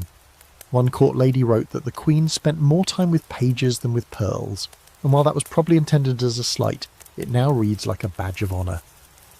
Now let's pause and run the genetics. Elizabeth's father, Henry II, came from the Valois line, which had already begun intermingling with the Habsburgs through various cousins and strategic alliances. Her mother, Catherine de' Medici, was from the Medici family of Florence, a line not particularly known for inbreeding, but heavy on heart disease and toxic ambition. When Elizabeth married Philip II, she added a burst of French DNA to the Spanish court, but not enough to dilute the heavy Habsburg stock. Their daughters, Isabella Clara Eugenia and Catalina Michaela, would carry these combined lines forward, Isabella especially, whom we just met in the last section. What do scholars argue about when it comes to Elizabeth? Some see her as a mere figurehead, a victim of early death and tragic expectations. Others see her as a quietly subversive figure, someone who brought French flair and feminine diplomacy into a court that needed both. She was reportedly popular with the Spanish people, though she never wielded formal power. Still, in a place where queens were expected to be silent wombs, Elizabeth's gentle intellect made more of a mark than many noticed at the time. And yet, for all her grace, she left behind the same painful legacy as the rest. A royal lineage more focused on purity than health, more devoted to inheritance than vitality. Her children were raised with the same rigid expectations, the same constant pressure to marry within the family, and the same blind trust that God would sort out the chromosomes. Spoiler, he did not. The irony? Elizabeth was actually first betrothed to Don Carlos, Philip's unstable son from an earlier marriage, but that plan was nixed when everyone realised Carlos was, let's say, unwell. Violently paranoid, erratic, and ultimately imprisoned by his own father. So Elizabeth got the father instead of the son, dodging one nightmare but stepping into another slow unravelling. So here lies Elizabeth of Valois, too young to fight, too smart to be forgotten, and too entangled in a genetic and political web to ever escape. A queen who brought colour to a court painted only in grey, and who in the end became another soft-voiced casualty of a dynasty that prized bloodlines over lives. Next, we'll journey to a lesser-known figure, Barbara of Austria, a woman who, unlike most of her relatives, tried to steer her own ship, even as the tide of family expectations threatened to pull her under. Now we drift quietly eastward, away from the golden glare of Versailles and the incense-drenched gloom of Spain, and find ourselves in Central Europe, where the courts are colder, the politics more tangled, and the family trees just as knotted. Tonight's chapter belongs to Barbara of Austria, a woman most people have never heard of, and yet she ticks every box in the Habsburg dynasty's long-running checklist. Noble birth, cousin to marriage, strategic deployment, and a life spent smiling through expectations she never really asked for. But Barbara is the different kind of Habsburg, subtler, slyer, and quietly rebellious in the ways that mattered. Born in 1539, Barbara was the daughter of Ferdinand I, Holy Roman Emperor, and Anna of Bohemia and Hungary. Her parents were, say it with me now, cousins, and her bloodline was as royal as they come, dense with titles and thick with all the usual genetic baggage, nervous ailments, narrow jaws, and a family history of illnesses that no one in the court dared to diagnose honestly. Still, Barbara came into the world with advantages. She was raised in Vienna, in a court buzzing with scholars, musicians, and diplomats. She spoke multiple languages by adolescence, was devout in that uniquely Habsburg Catholic way, and, according to at least one ambassador, had eyes that knew no things. By the time she reached marriageable age, which, surprise, was somewhere around 14, Barbara was being quietly shopped around to various relatives and allied royals. She was eventually married off to Alfonso II d'Este, Duke of Ferrara, a nobleman from one of Italy's most prestigious houses, but also, yes, a relative. Their union was arranged to strengthen ties between the Holy Roman Empire and northern Italy, but also to keep the Habsburg blood flowing through powerful veins. Alfonso was the son of Ercole d'Este and Renée of France, meaning his ancestry included French, Italian, and, through the usual sideways marriages, Habsburg connections. So, not immediate cousins, but the kind where if you traced it back 3 generations, you'd find a shared great-grandfather hiding in a jewelled tomb somewhere. The marriage took place in 1565, and from the outside it looked like a success. Barbara arrived in Ferrara with a retinue of ladies, priests, and enough embroidery to wrap the Alps. She embraced her duties with poise, patron of the arts, religious benefactor, duchess with a heart of gold, or at least gold leaf. But underneath that polished surface, Barbara was quietly carving out a space for herself. Unlike many of her inbred contemporaries, she wasn't content to just fade behind her husband's shoulder. She refused to be an ornament. She demanded political briefings, managed palace staff with ruthless efficiency, and involved herself in diplomatic correspondence. One Venetian ambassador even called her the whisper behind the throne. And here's the thing. Barbara was smarter than most of the men around her. She knew exactly what the game was, and she played it with velvet gloves and a steel needle hidden beneath. When her husband began favouring courtiers who opposed Habsburg interests, Barbara moved quickly, replacing advisors, writing to her father, and making sure everyone understood that the Duchy of Ferrara was still married to the Empire, in every sense. But even Barbara couldn't escape the Habsburg pattern of suffering in silence. She had health problems from the start, though no one could say exactly what they were. Chronic fatigue, mysterious stomach pains, fainting spells. Her physicians called it a nervous weakness. Today, some historians suspect she may have had early signs of an autoimmune disorder, or a neurological condition, both of which have been linked to inbreeding and appear repeatedly in Habsburg medical records. Others suggest she suffered from a chronic infection, perhaps tuberculosis, which was making the rounds in nearly every royal court at the time. And of course there were the children, or rather, the lack of them. Barbara never had a surviving heir. She reportedly had several miscarriages, and her inability to produce a son was a constant source of quiet court gossip. As always, though, the blame settled squarely on the woman, even though Alfonso was widely rumoured to have his own health issues, including a possible congenital defect that may have rendered him sterile. The irony? In a marriage arranged for genetic power, the genes simply refused to cooperate. Here's a quirky detail to tuck under your pillow. Barbara had a passion for astrology. In an age when science and superstition still dined at the same table, she kept a private astrologer who charted her days, her moods, and her prayers. She reportedly delayed diplomatic meetings if her stars looked unfavourable, and once refused to sign a treaty on a Tuesday because she had a feeling in her chest. Her brother Maximilian, himself no stranger to odd habits, thought it charming. Her husband, not so much. Despite their growing distance, Barbara remained duchess in all the right ways. She funded convents, commissioned altarpieces, and kept the court of Ferrara humming. But her health continued to decline. By 1572, she was bedridden for weeks at a time. In 1572, at just 32 years old, she died, quietly surrounded by the monks, with incense burning and bells tolling the same tired song that had followed generations of Habsburg women before her. Alfonso, in a rare public show of emotion, had a grand tomb constructed for her in the church of Corpus Domini in Ferrara. But within months, he was remarried, this time to another noblewoman from a politically advantageous house.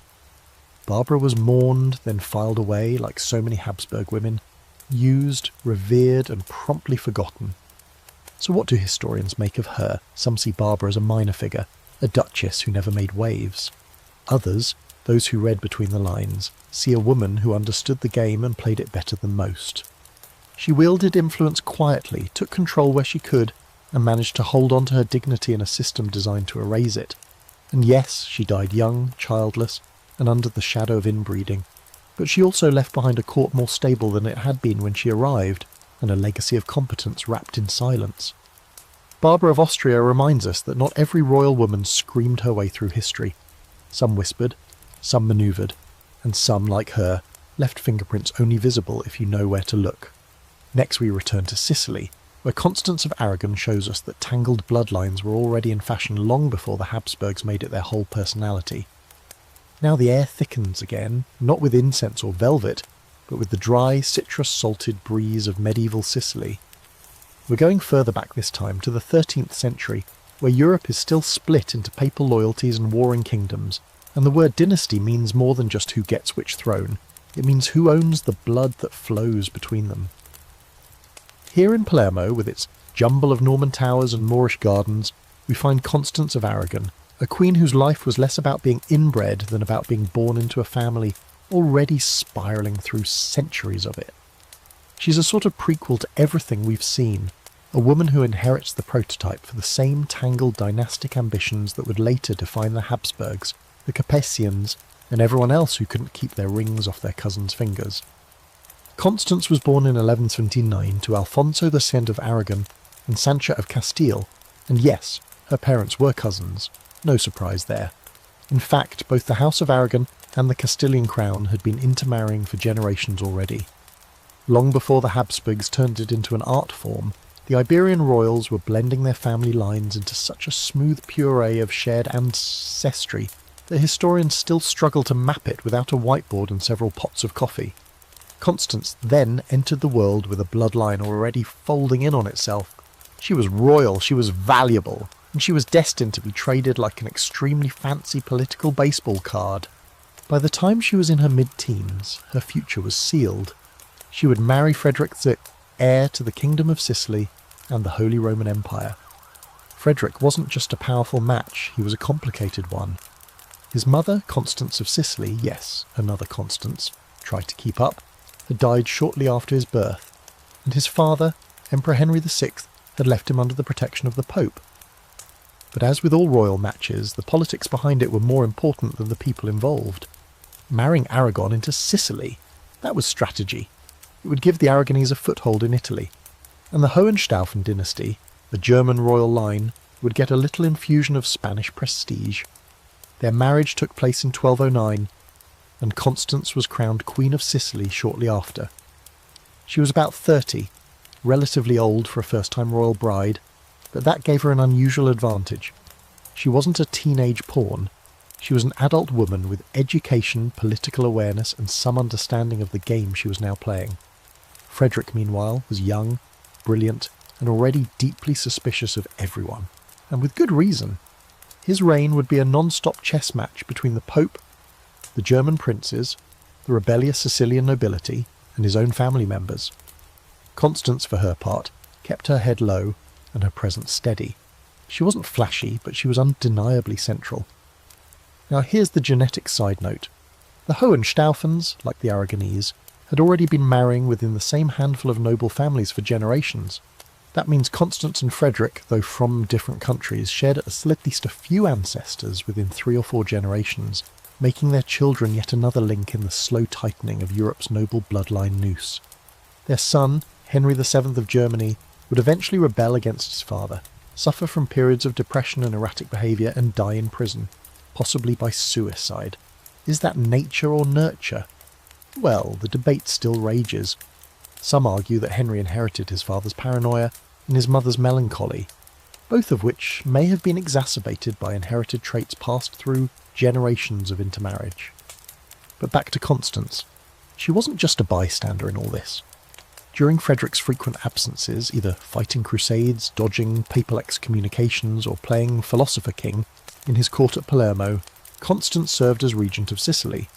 She issued decrees, collected taxes, and oversaw court disputes. In other words, she ruled, quietly, efficiently, and with a political savvy that suggests she knew exactly how thin the line was between queen and scapegoat. And to her credit, she managed to keep Sicily relatively stable in a time when stability was about as common as indoor plumbing. A quirky detail, Constance reportedly had a deep interest in astronomy, and was known to attend public celestial lectures in Palermo. This was during the court's brief intellectual renaissance. Frederick was into Greek philosophy, Islamic medicine, and astrology, and Constance seems to have soaked up the culture.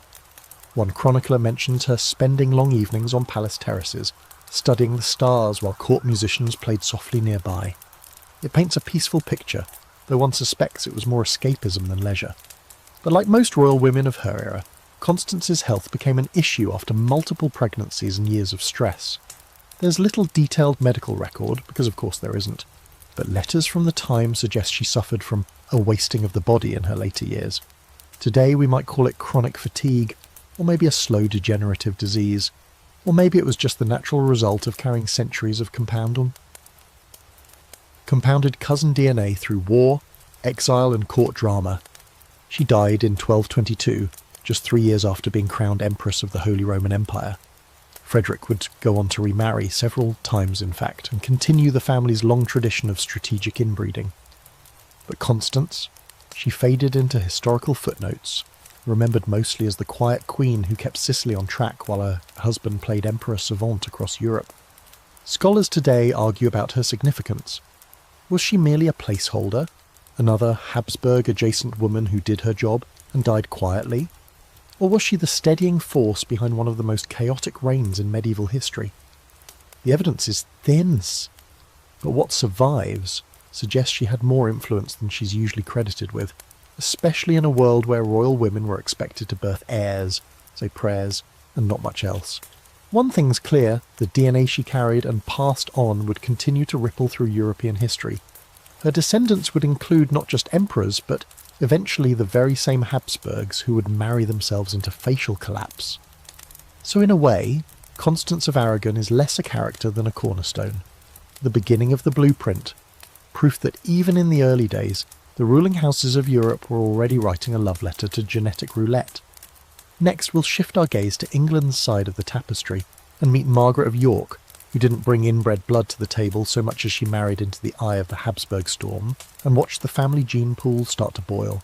Now we cross the Channel, slipping past white cliffs and the damp English air, to find ourselves in a world that feels oddly familiar. York roses, velvet cloaks, whispers in cathedral aisles. But instead of entering the fray of inbreeding from the birth side, we're stepping into it from the marital edge. Meet Margaret of York.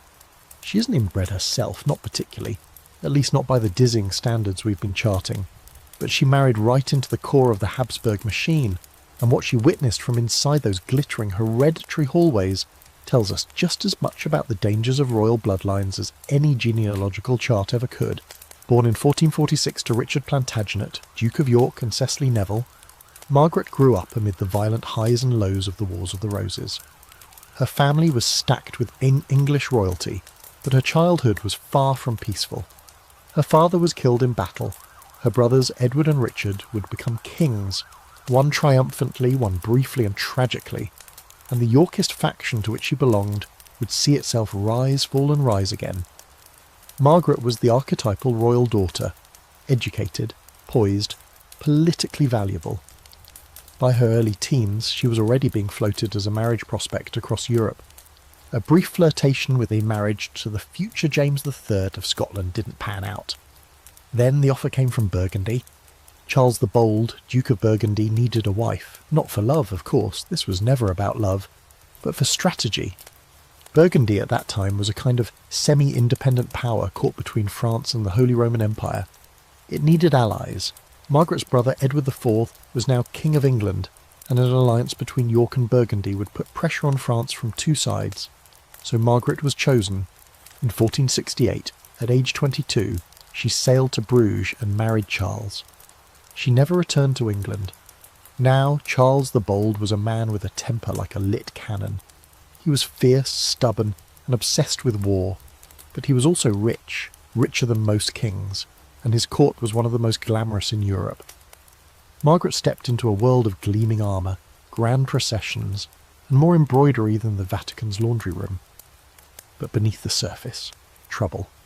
Burgundy, like many smaller states of the era, was always one bad marriage or one heirless death away from political collapse.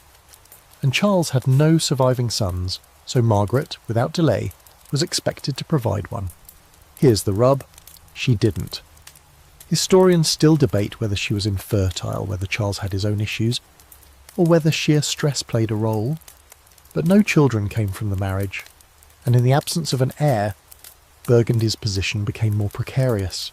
Charles died in battle in 1477, leaving behind a single daughter, Marie of Burgundy, from his previous marriage. So Margaret, now a widow, didn't fade into history as a forgotten consort. She became a major player in the next dynastic shuffle. And this is where things get messy. Marie of Burgundy inherited a kingdom but had no husband. Every major power in Europe saw her as an opportunity. France, the Empire, even England made gestures. Margaret, now acting as Marie's de facto advisor, helped guide her toward a match that would forever change the fate of Europe. Maximilian of Habsburg. Yes, that Maximilian, the same one who married Marie, inherited Burgundy, and merged the Habsburg and Burgundian lines, creating the foundation for the eventual Holy Roman Spanish superpower combo that would rule half of Europe. That was Margaret's doing. She saw the political winds shifting and chose to throw her support behind a match that prioritised dynasty over emotion. Marie and Maximilian married, and with that the Habsburgs acquired some of the richest and most strategically important lands in Europe. And Margaret? She stayed in the Netherlands, took a vow of celibacy, and became known as the Great Lady of Mechelen. She advised her step-grandchildren, Philip the Handsome among them, and managed court affairs with quiet precision. She lived for decades after her husband's death, becoming a kind of dowager queen without a crown, surrounded by the very bloodline she helped secure, and watching year by year as it began to fold in on itself. You have to wonder what she thought as the first signs of Habsburg inbreeding started to appear. She would have seen Philip the Handsome, who inherited her Burgundian refinement but also a certain manic restlessness. She would have heard whispers about his marriage to Joanna of Castile, about the instability, the death, the heavy silence. She watched as marriages were arranged between cousins and uncles and nieces. She, who came from a court that had fought tooth and nail for legitimacy through war and rebellion, must have wondered what kind of future was being forged now with ink, blood, and holy dispensation. A quirky fact. Margaret had a personal devotion to the cult of Saint Colette, a reformer saint known for her austere habits and refusal to compromise. Margaret once had a room in her palace where she held regular prayer sessions beneath a ceiling painted with the genealogical tree of Christ. Talk about foreshadowing, lineage was literally the ceiling above her head. Her legacy, while often overshadowed by flashier figures, is immense. Without Margaret, the Burgundian lands might have fallen into French hands. Without her, Mary might have married a French prince, and the Habsburg-Burgundy fusion may never have happened. It was her political intuition, not her womb, that secured her place in history. So no, Margaret of York wasn't inbred, but she married into a dynasty that would define itself by it. She watched the first threads twist together, heard the early echoes of an inherited madness, and saw what happens when dynastic ambition trumps common sense.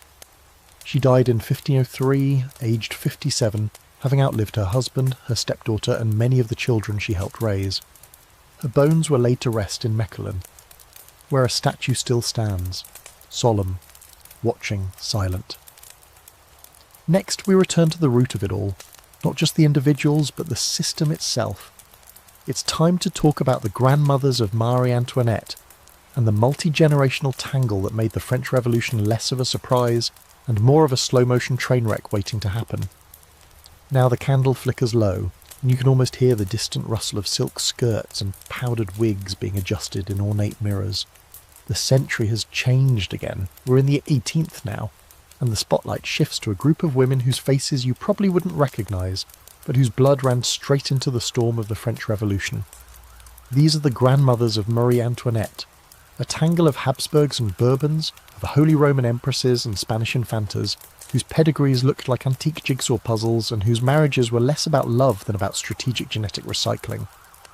Together, they helped produce one of history's most famous royal scapegoats, Marie herself, that doomed teen queen with the sky-high hair. And none of them, not a single one, escaped the web of dynastic inbreeding. Let's start with one of the most pivotal pieces, Elizabeth Farnese. Born in 1692 to the Duke of Parma and his cousin Dorothea Sophia of Neuburg, Elizabeth was already a product of the cousin marriage by the time she took her first steps. She grew up with impeccable breeding and big ambitions. In 1714 she married King Philip V of Spain, who, plot twist, was also her cousin, albeit once or twice removed depending on how generously you draw the tree. This wasn't just a personal union, it was the reinforcement of Bourbon-Habsburg cooperation through mutual DNA. And let's just say Elizabeth made herself known. She became the de facto ruler of Spain within months of arriving, wielding more influence than any courtier had predicted.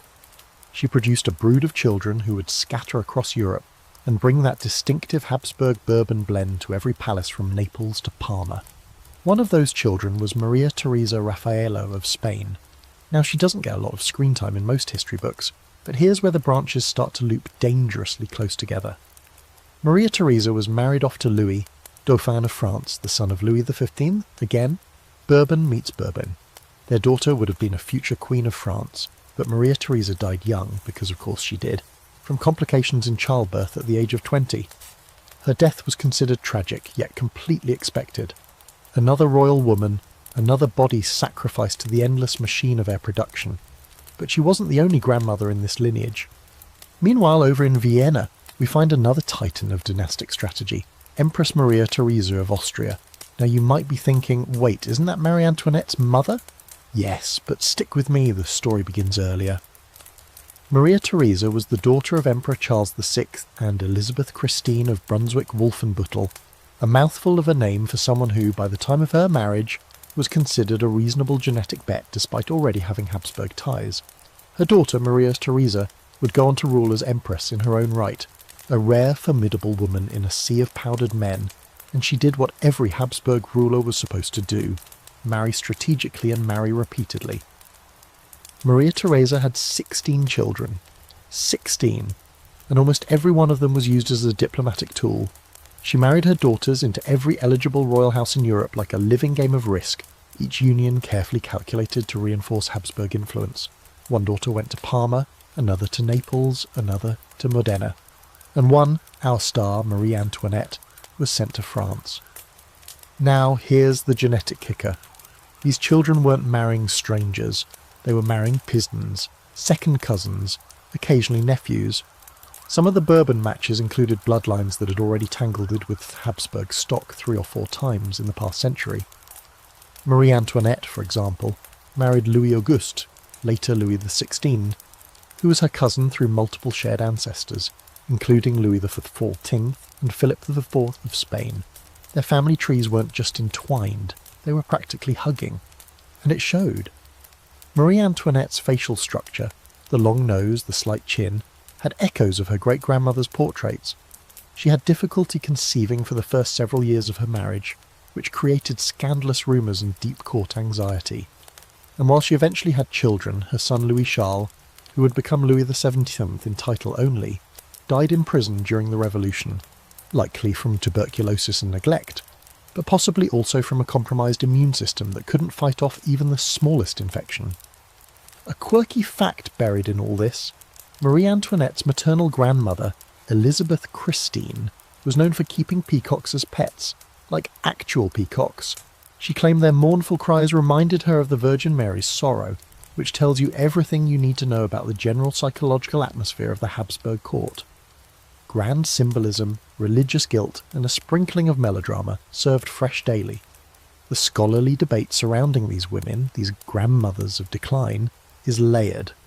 Some historians argued that the Habsburgs and Bourbons were simply doing what they had to do in an age where alliances mattered more than health. Others, with the benefit of genetic hindsight, claim that this relentless cousin matching created a fragile elite. Intelligent, yes, but emotionally erratic, reproductively challenged, and prone to premature death. One modern genealogist referred to the line that led to Marie Antoinette as a downward spiral in silk gloves, which is both haunting and frankly accurate. And what's tragic is that these women had no choice. Maria Theresa Raffaella didn't pick her husband. Empress Maria Theresa loved her children fiercely but used them like bargaining chips. Elizabeth Farnese controlled policy but not biology. They were all trapped in the same gilded cage, expected to breed for the glory of the state, even if it meant watching their daughters die in childbirth or their sons grow sickly and suspicious. Their descendants would sit on thrones, yes, but also in wheelchairs and sickbeds, and eventually in prison cells. And while we remember Marie Antoinette for her hair, her diamonds, and her guillotine, it's worth remembering the women who came before her, who built the staircase she would one day be pushed down. Next, we'll leave the throne rooms and slip into the quieter chambers, where miscarriages, mysterious illnesses, and hushed funerals show us the true cost of dynastic obsession, hidden behind veils, whispered down corridors, and recorded only in the margins. Now the echoes of royal proclamations fade, and we pass through a smaller, quieter door, the one behind the throne, the one where royal women lived when they weren't being paraded in ceremony or posed for portraits. Here is the world of miscarriages, mystery ailments, locked bedchambers, and the silences that followed. For all the crowns and titles we've wandered through, this is where the real cost of inbreeding, and its relentless demands, was often paid, not in courtrooms, but in the shadowy space between cradle and coffin. Tonight, we descend into the personal tragedies of medieval and early modern queens, the ones no historian ever bothered to paint, and the ones whose stories were often smothered under layers of euphemism and incense.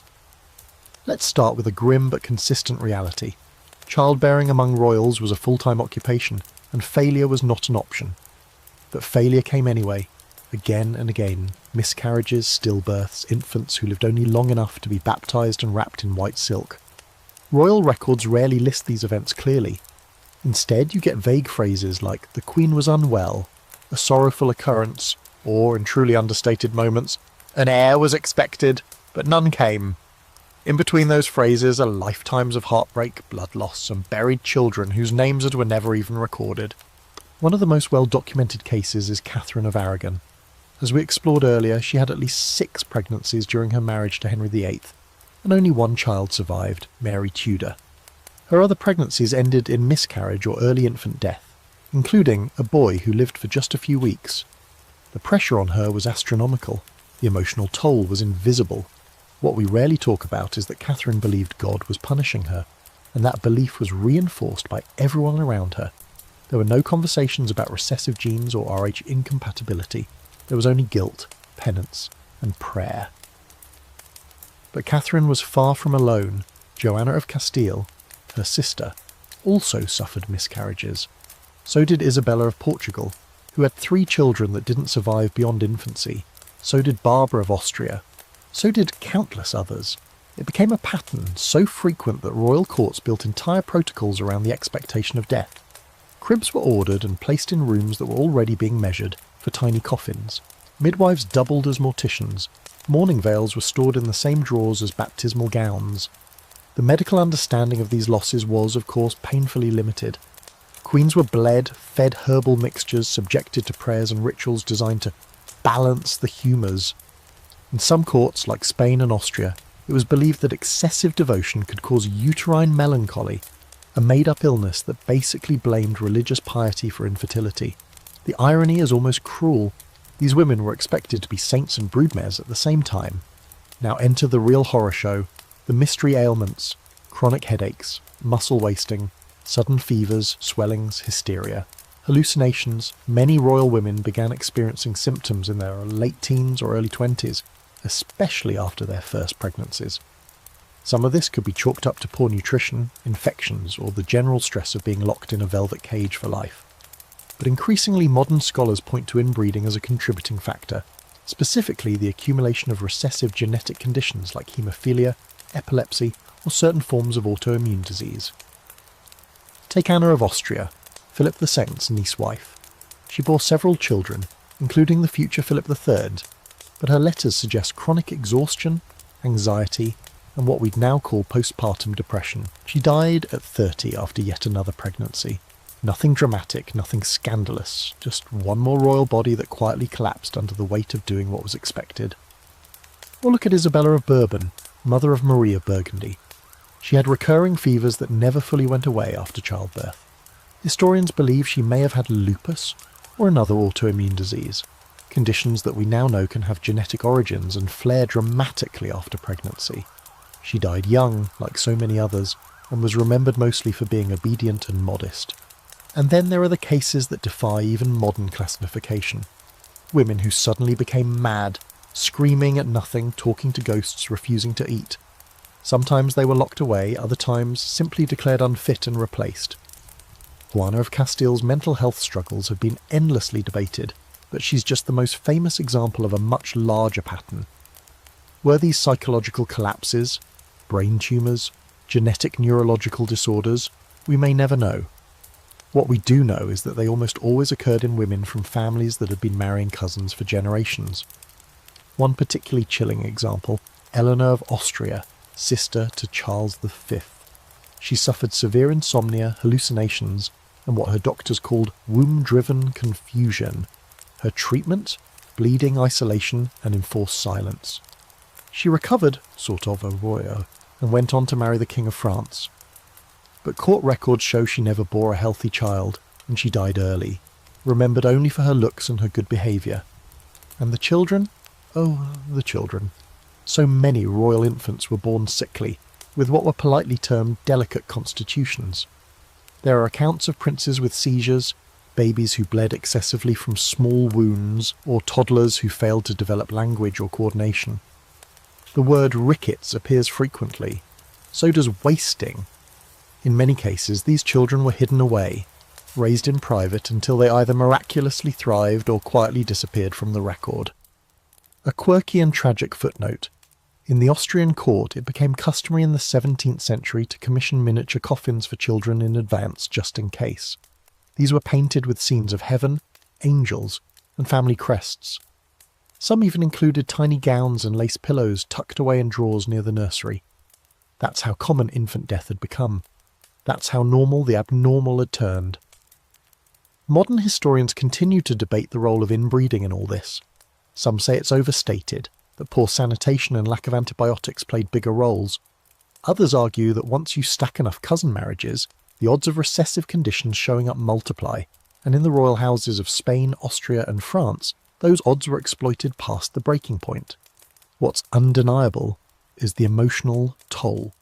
Royal women were expected to perform miracle after miracle, get pregnant, deliver a living child, and return to court within days looking radiant. When they failed, when their bodies betrayed them, the blame was swift and brutal. Their husbands took mistresses, their advisors whispered, the people judged, and the women themselves? They rarely left behind letters that expressed the full weight of what they felt. Only scraps, a sentence here, a note scrawled in a prayer book, a single line from a midwife. The Queen weeps alone. Next we'll explore what may be the most visible symptom of this entire dynasty's collapse. The infamous Habsburg jaw, its physical manifestations, its roots, and the women who bore it forward across generations like a badge and a burden. Now we arrive at the most infamous facial feature in European history, the protruding, squared-off, cartoonishly memorable Habsburg jaw. You've seen it in portraits, perhaps without even realising. That elongated lower face, the thick jawbone jutting proudly from beneath tightly pursed lips, a chin that looks like it could deflect cannon fire. It appears generation after generation, passed down like a royal sceptre, and it became more than just a physical trait. It became a symbol of power, of stubborn bloodlines, and of what happens when you marry your cousin, and then keep doing it, over and over, for centuries. Let's break it down. The Habsburg jaw, technically called mandibular prognathism, is a condition where the lower jaw extends beyond the upper jaw, creating an underbite. In mild cases, it just looks like a strong chin. In severe cases, which the Habsburgs eventually achieved with terrifying efficiency, it caused difficulties with speech, chewing, and even breathing. Modern medical researchers have studied portraits, exhumed skulls, and even compared royal death masks to reconstruct the history of this trait. And what they found? It got worse with time, much worse. While both men and women in the Habsburg line showed signs of the jaw, it's the women who had to wear it differently. A man could parade his prominent chin as a badge of authority, a symbol of dynasty. But for women, it was a different story. Beauty mattered, elegance mattered, and the Habsburg jaw was about as subtle as a battering ram. In portraits, you can see how artists tried to soften or hide it. Lips are blurred, shadows painted just so, angles manipulated to de-emphasize the jut. But the bone doesn't lie, and neither does the history. Take Isabella Clara Eugenia, for example. In her early portraits, her chin is only slightly pronounced. The paintings depict her with the dignity, composure, and what you might call a mild prognosis. But by the time we get to Maria Anna of Spain, granddaughter of Philip III, the jaw is undeniable, stark, angular, nearly anatomical.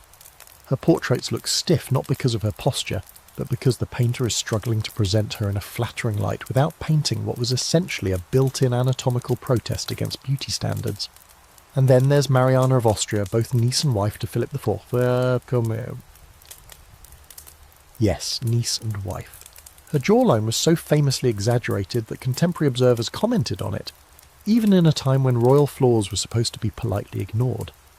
Her face is noble, wrote one ambassador, but curiously extended at the chin, which is court speak for she looks like she's chewing on something invisible.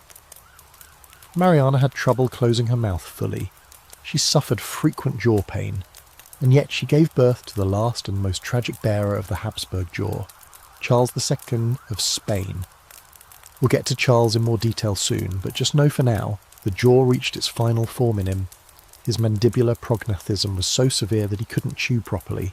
He drooled, slurred his speech, and needed to be spoon-fed soft foods well into adulthood. His jawbone wasn't just cosmetic, it was disabling, and it was inherited, specifically from a line of women who had passed it along, generation by generation, often without even understanding the damage they were carrying. Now here's the wild thing.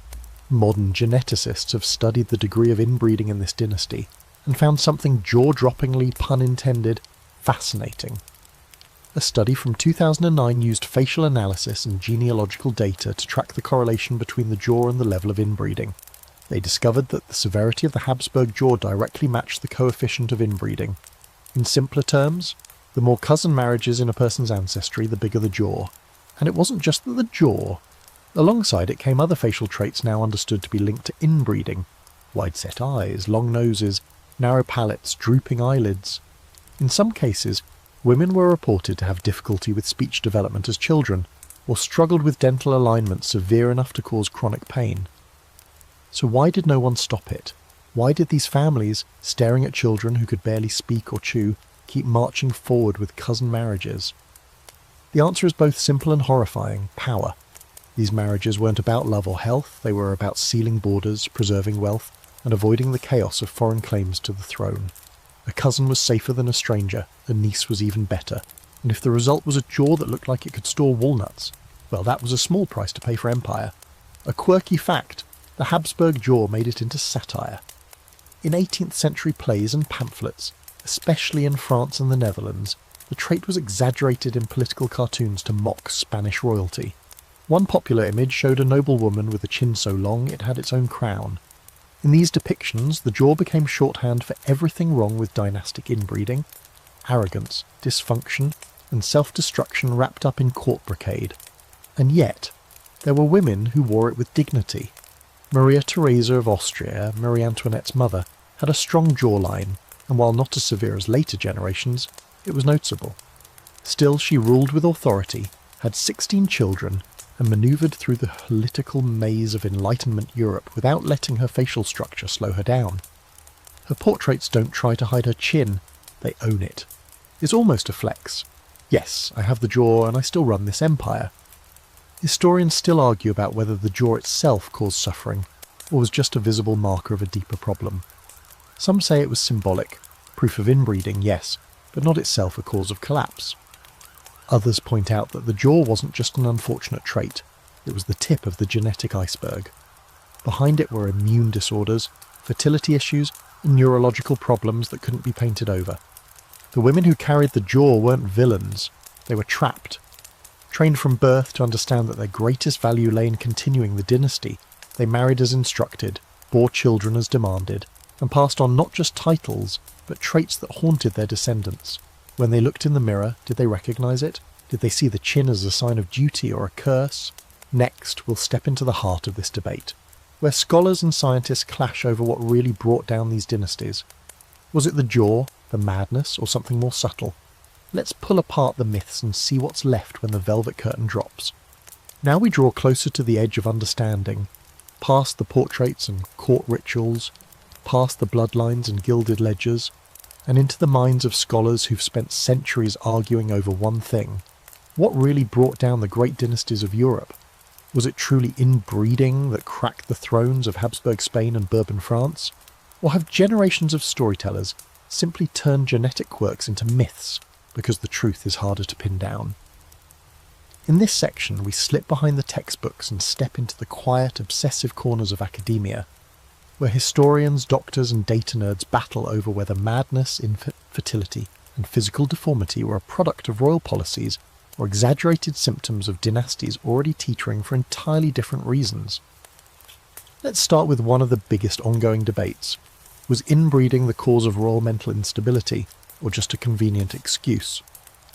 The most frequently cited example, of course, is Joanna of Castile. She's remembered as Joanna the Mad, a nickname handed to her by men who needed her out of the way. She talked to the dead. She screamed during storms. She was locked in a convent for most of her adult life. But historians today can't agree on whether her breakdown was genetic or situational. Yes, she was the product of cousin marriage. Yes, mental illness ran through her family. But she also endured forced separation from her children, intense political pressure, and a court that weaponized her grief to discredit her. One camp of scholars believes Joanna may have had bipolar disorder exacerbated by trauma. Others say paranoid schizophrenia.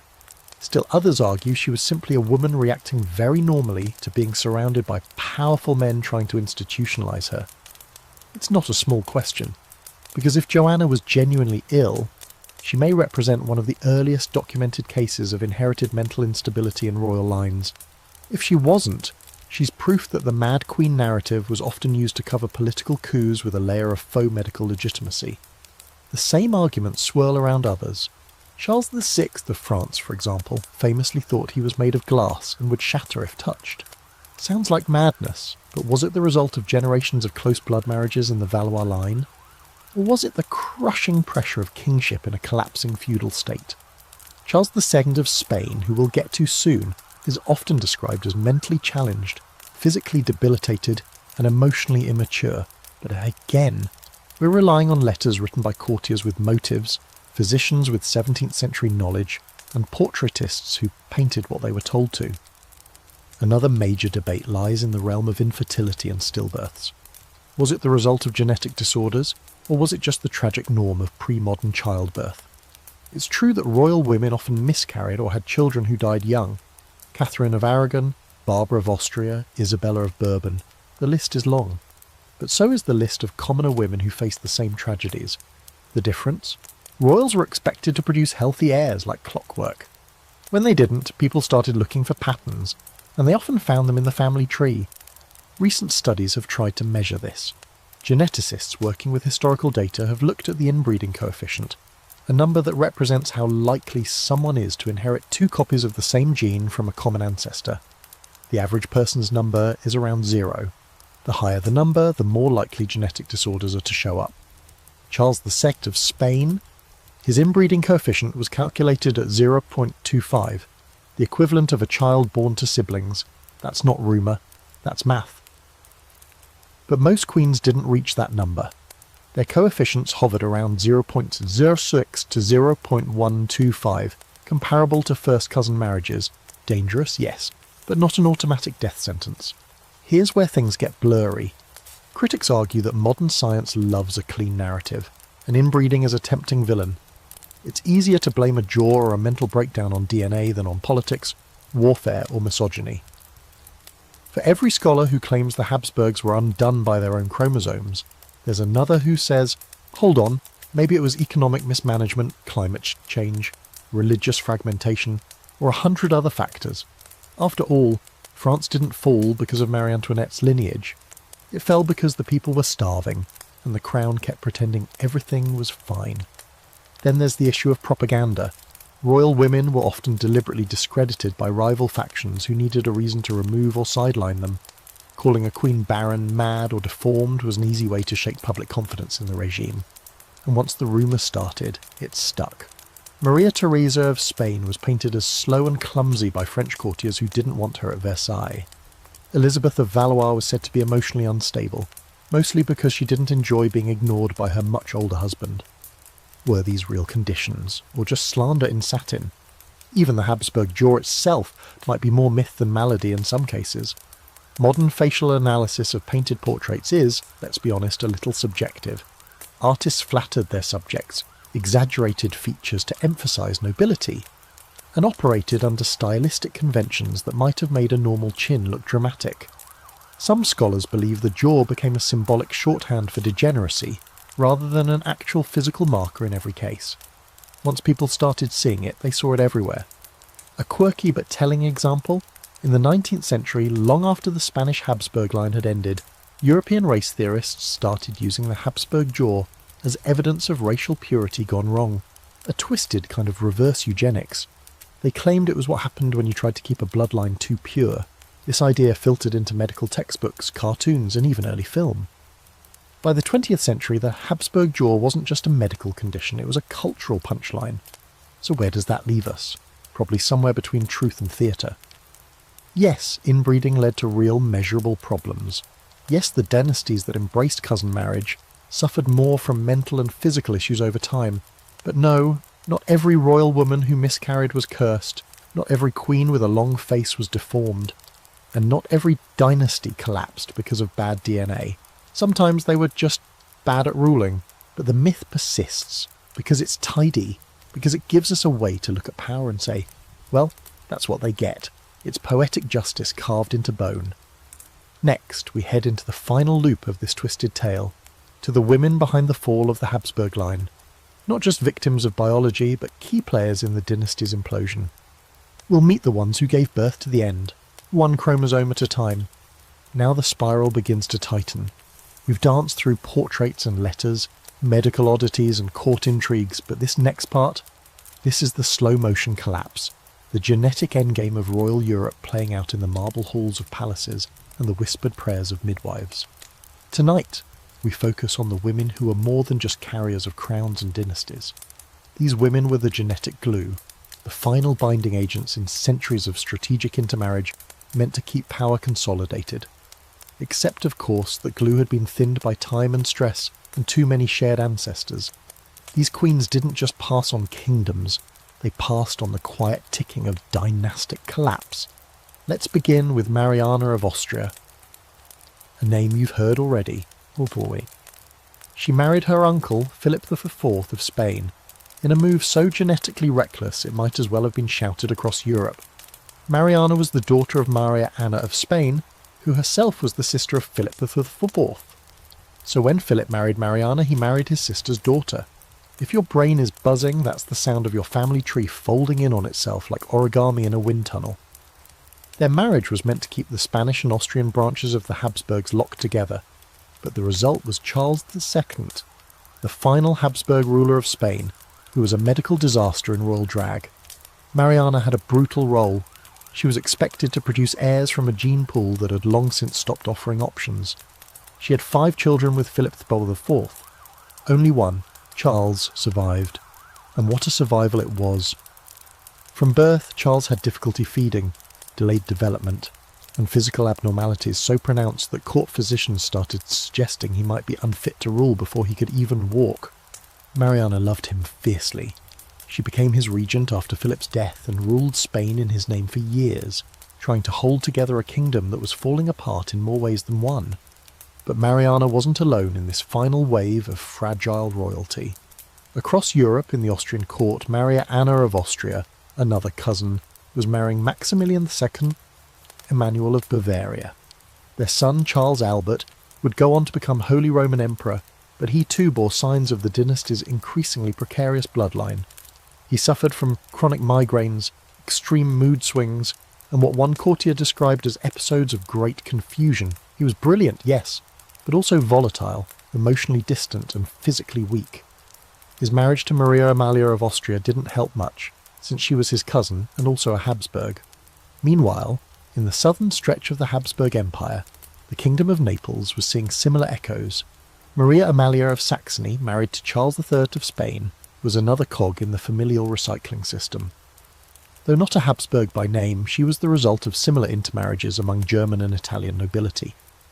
Her children included Ferdinand I of the Two Sicilies, whose descendants would keep showing up in various royal bloodlines with alarming health issues: low fertility, club feet, epilepsy.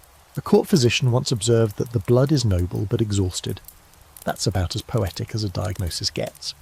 A quieter, often overlooked figure in this genetic domino effect is Margaret Theresa of Spain, the daughter of Mariana and Philip IV, and technically Charles II's older sister.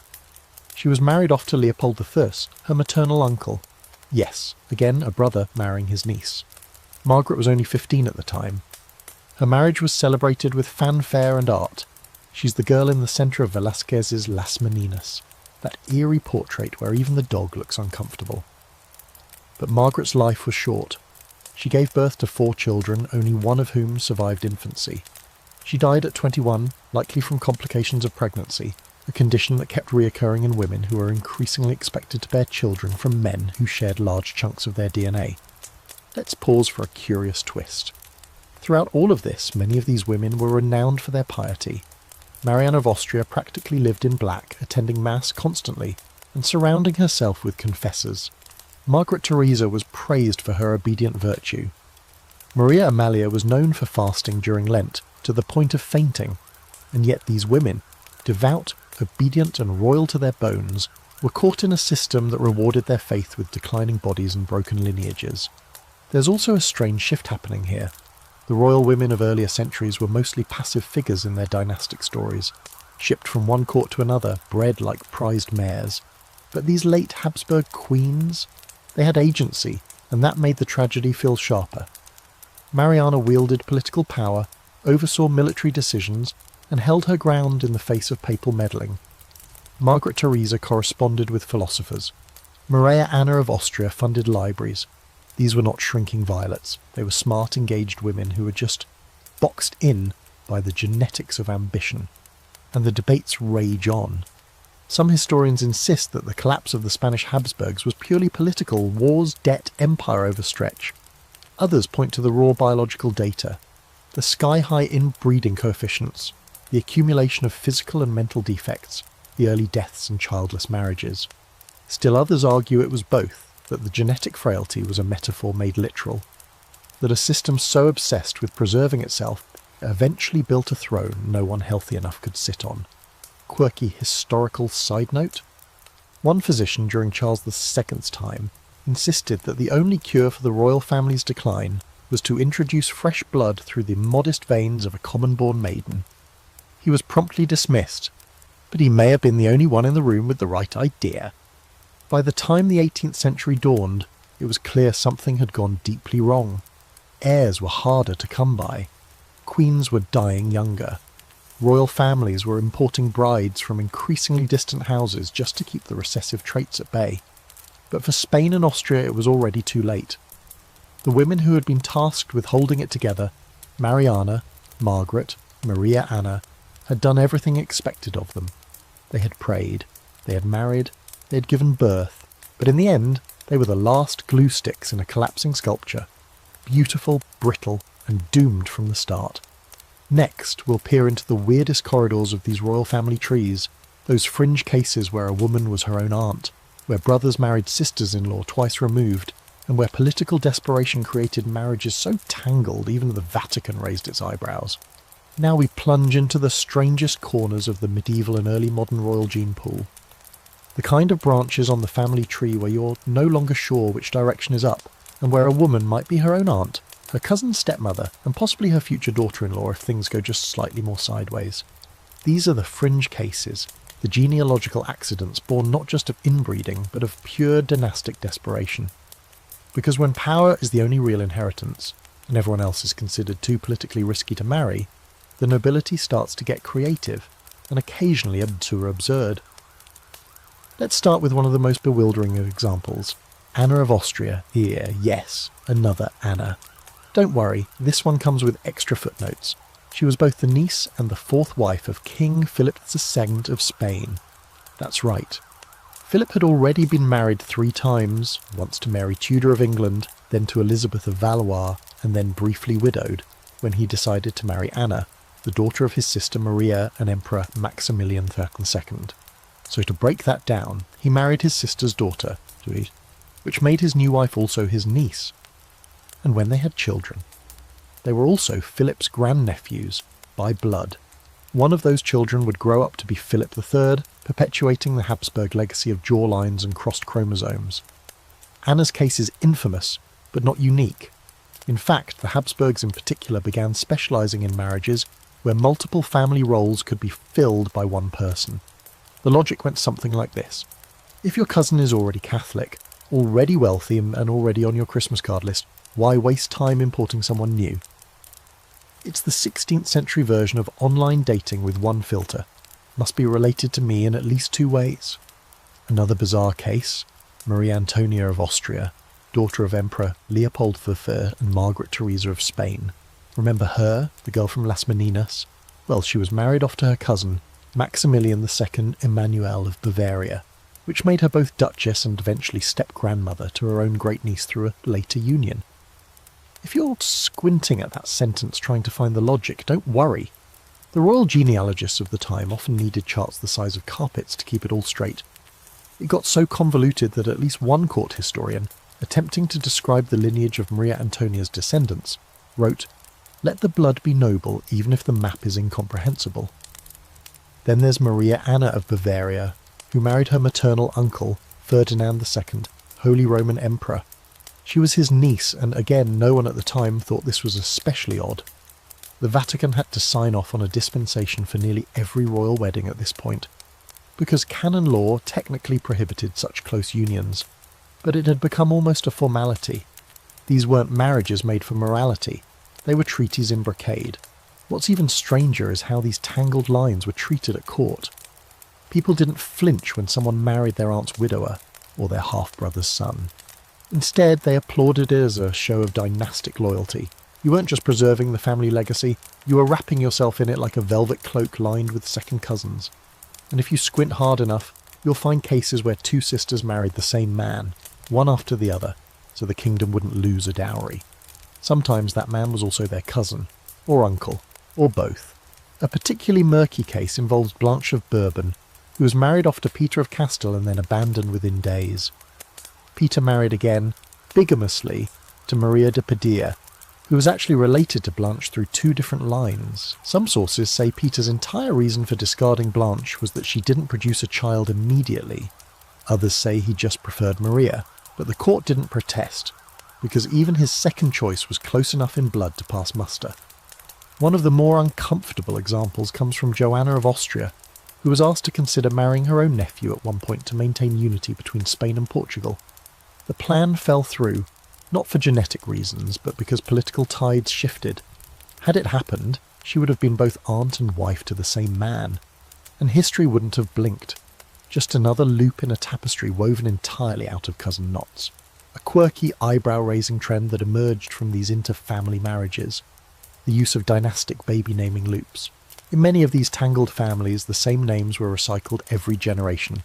Maria, Anna, Isabella, Philip, Charles, until entire branches of the tree had identical names and birth years. In court documents, you had to specify which Maria Anna you were talking about by including her father's name and often her birth order. Imagine an entire palace where three women named Maria Anna lived within shouting distance of each other, each married to a different cousin. And yes, that really happened. Historians still puzzle over how these bizarre marriages were sustained. The working theory? Dynastic paranoia, the fear of dilution. These families believed that only they were noble enough, Catholic enough, and rich enough to marry themselves. The concept of marrying down was worse than disease. So they kept it in the family, literally. The resulting relationships were less about affection, and more about strategic entrapment. You didn't marry for love, you married so that no one else could claim your throne through a different womb, and here's the wildest twist. This pattern wasn't confined to monarchs. Even minor nobility, trying to emulate royal behaviour, began marrying their cousins and nieces, so the inbreeding pyramid widened at the base. What started with kings and queens spread into the ducal and baronial classes, until Europe was essentially one large interrelated brunch party with way too much velvet and way too little gene flow. But eventually the structure began to wobble. As more children were born sick, as more marriages ended in childlessness or deformity, even the most die-hard dynasties began to falter. Genetic counsellors didn't exist, but reality did. Monarchs started looking farther afield. German princesses were imported to Britain. French dukes married Danish brides. The intermarriage continued, but the loops began to uncoil, slowly, painfully, and far too late for many. Still, these fringe marriages leave behind a strange legacy. A paper trail of alliances so convoluted they almost feel fictional, but they weren't. These women, brides, nieces, sisters, second wives of second cousins, were real. They lived within the tightest constraints ever stitched into brocade. They were told, over and over, that love doesn't matter, but lineage does, and they obeyed, even when it meant becoming their own aunt by marriage or their cousin's second wife after their sister died. Next, we walk into the final echo chamber of this bloodline, the collapse that everyone saw coming but no one stopped. It's time for Charles II of Spain, the ultimate product of inbreeding and the final breath of the once great Habsburg line. Now the lights dim, the tapestries sag, and the echo of palace doors closing reverberates through a hollowed-out empire. All threads converge here, in the fragile, faltering figure of Charles II of Spain, a monarch so famously inbred that he's become the poster child for the consequences of royal genetic entrapment. Every story we've told, every woman who married her cousin, or bore a child to her uncle, all of it leads to this one final human blueprint. Charles wasn't just a king, he was a culmination. The Habsburg dynasty had spent centuries folding itself inward, and in Charles the folds began to tear. He was born in 1661 to Philip IV and Mariana of Austria, who, as you'll remember, was Philip's own niece. That alone gave Charles a mind-melting inbreeding coefficient of 0.254, equivalent to the genetic relationship of a child born to siblings. His family tree doesn't branch, it loops like a Mobius strip with ruffles. And when Charles arrived, it showed. Right from the beginning, everything about him was wrong. He couldn't talk until age 4, couldn't walk properly until past age 8. He drooled constantly. He suffered frequent seizures. And yet he was made king at age 4 because, well, that's how monarchies work. His court physicians were at a loss. Desperate to explain his condition without admitting the obvious, they blamed everything from demonic interference to the corruption of the humours. He was subjected to exorcisms, multiple. The clergy anointed his bed with holy oils. Priests chanted over his food. The superstitions swirled because no one wanted to say it plainly. The boy's body was crumbling under the pressure of inherited genetic collapse. Even his immune system seemed broken. He caught every illness that came within a mile of Madrid and survived most of them only because he was smothered in attention and probably herbal wine. Charles's face was unmistakably Habsburg. His mandibular prognathism, or Habsburg jaw, was so severe he couldn't properly chew solid food. His upper teeth didn't meet his lower ones, and his tongue was too large for his mouth. He spoke with difficulty, slurring and mumbling, often repeating himself in long loops. His court translators, yes, translators for his native language, learned to decode his speech the way one might learn to understand the rhythm of a broken bell. And yet, despite everything, they married him off. Twice. Because hope, or maybe denial, rings eternal in royal courts. His first wife was Marie-Louise of Orléans, a French princess. She was 15, vibrant, and by all accounts quite sweet. She was also reportedly terrified of Charles. He was sickly, awkward, and utterly dominated by his mother Mariana, who still ruled behind the scenes. Their marriage lasted 10 years. Marie-Louise never became pregnant. Not once. Whether that was because of her or Charles is still debated, but Charles's inability to consummate the marriage was an open secret. One contemporary wrote, "The king retires each night as if to a prayer cell, and the queen emerges each morning as unsatisfied as she entered." Marie-Louise died suddenly in 1689 at just 26. Poison was rumoured, because of course it was, but modern scholars suspect she simply collapsed from stress and illness. Charles was devastated. And the Habsburgs? They lined up the next wife. Enter Maria Anna of Neuburg, a German princess with 23 siblings. Yes, 23, chosen because her family was famously fertile. The thinking was, if anyone could get pregnant with a child of Charles, it would be her. Spoiler alert, she didn't. Their marriage was colder than the stone halls of the Escorial Palace. Maria Anna spent much of her time praying, writing letters home, and dodging the enormous pressure of producing a miracle heir from a man who could barely stand unassisted. Charles's decline was slow but relentless. His body twisted under its own weight, his hair fell out, his eyesight dimmed, his hearing grew worse. By the time he was 30, he looked 60. By 35, he was nearly blind and suffering from what was likely some form of neurodegenerative disorder. In his final years, he became obsessed with death. He kept skulls in his chamber and demanded to watch autopsies. He ordered his ancestors' remains exhumed so he could look upon the past, and reportedly kept bits of saintly relics in his pockets. He was convinced he was cursed, and in a way he wasn't wrong. A quirky and chilling side note. In one of the last letters written by a court official, Charles is described as the man who lives but is already past. He had stopped speaking coherently, his muscles had begun to waste, he drooled constantly, his sleep came in jagged snatches, and yet Spain still called him king, because there was no plan B. When Charles died in 1700 at the age of 38, his body was so misshapen that embalmers reportedly struggled to preserve it.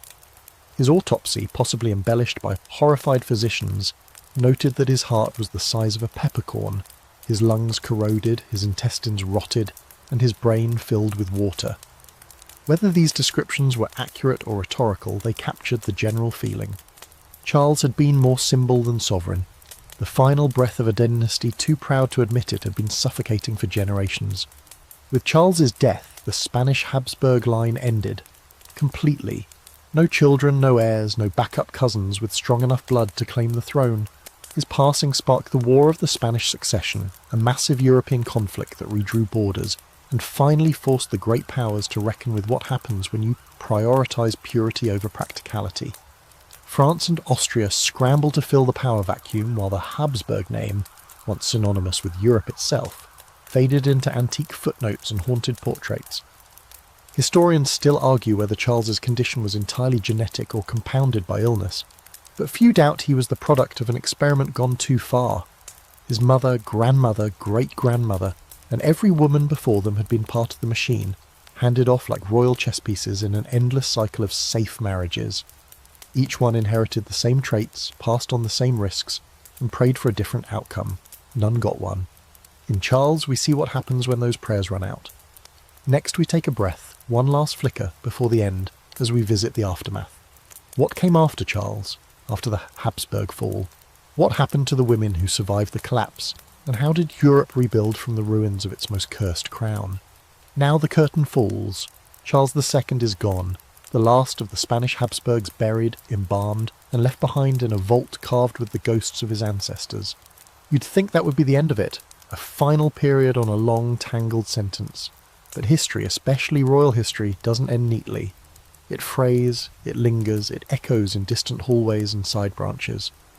Tonight, we trace what came after the collapse, what happened to the world those women left behind, the ones who survived the dynasty's fall, the ones married off to clean up the mess, and the new royals who inherited kingdoms and bloodlines already soaked in superstition and genetic fatigue. With Charles II's death, in 1700 and no heir to take the throne, Europe did what it does best: panic, negotiate, and go to war. The War of the Spanish Succession kicked off almost immediately. It wasn't just about who got the Spanish crown, it was about whether France or Austria would dominate Europe. The Habsburgs, still strong in Austria, backed Archduke Charles, a distant cousin. France pushed forward Philip of Anjou, grandson of Louis XIV, the Sun King himself. You already know how this ends. Philip wins, but only after 12 years of bloodshed, a continent's worth of manoeuvring, and treaties so convoluted they make royal marriage charts look like stick figures. So what happened to the women caught in the middle of all this?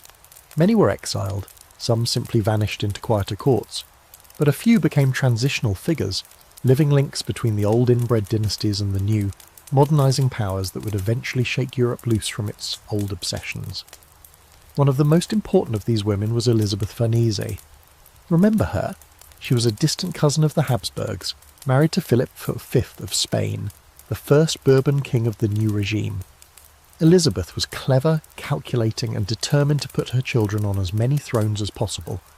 She understood what her predecessors had ignored, that you can't keep marrying within a shrinking circle and expect the tree to grow, so she arranged matches across borders, Naples, Parma, Tuscany, expanding influence without relying on cousin-to-cousin recycling. You could argue she helped reboot the Spanish dynasty, even as its Habsburg roots were still tangled in the floorboards. Elizabeth also cleaned up after Charles. Literally. His court was purged of old guards and ghost advisors. She had his former queen, Maria Anna of Neuburg, politely removed from court and retired to a convent in Toledo, where she lived out her days writing angry letters and denying all rumours about her inability to produce heirs. Maria Anna, to her credit, maintained dignity, though it must have been difficult watching her adopted country shift away from the world she had been groomed to rule. And then there were the Austrian Habsburgs, still reigning in Vienna. Maria Theresa, born decades after Charles's death, carried on the name, but not the mistake.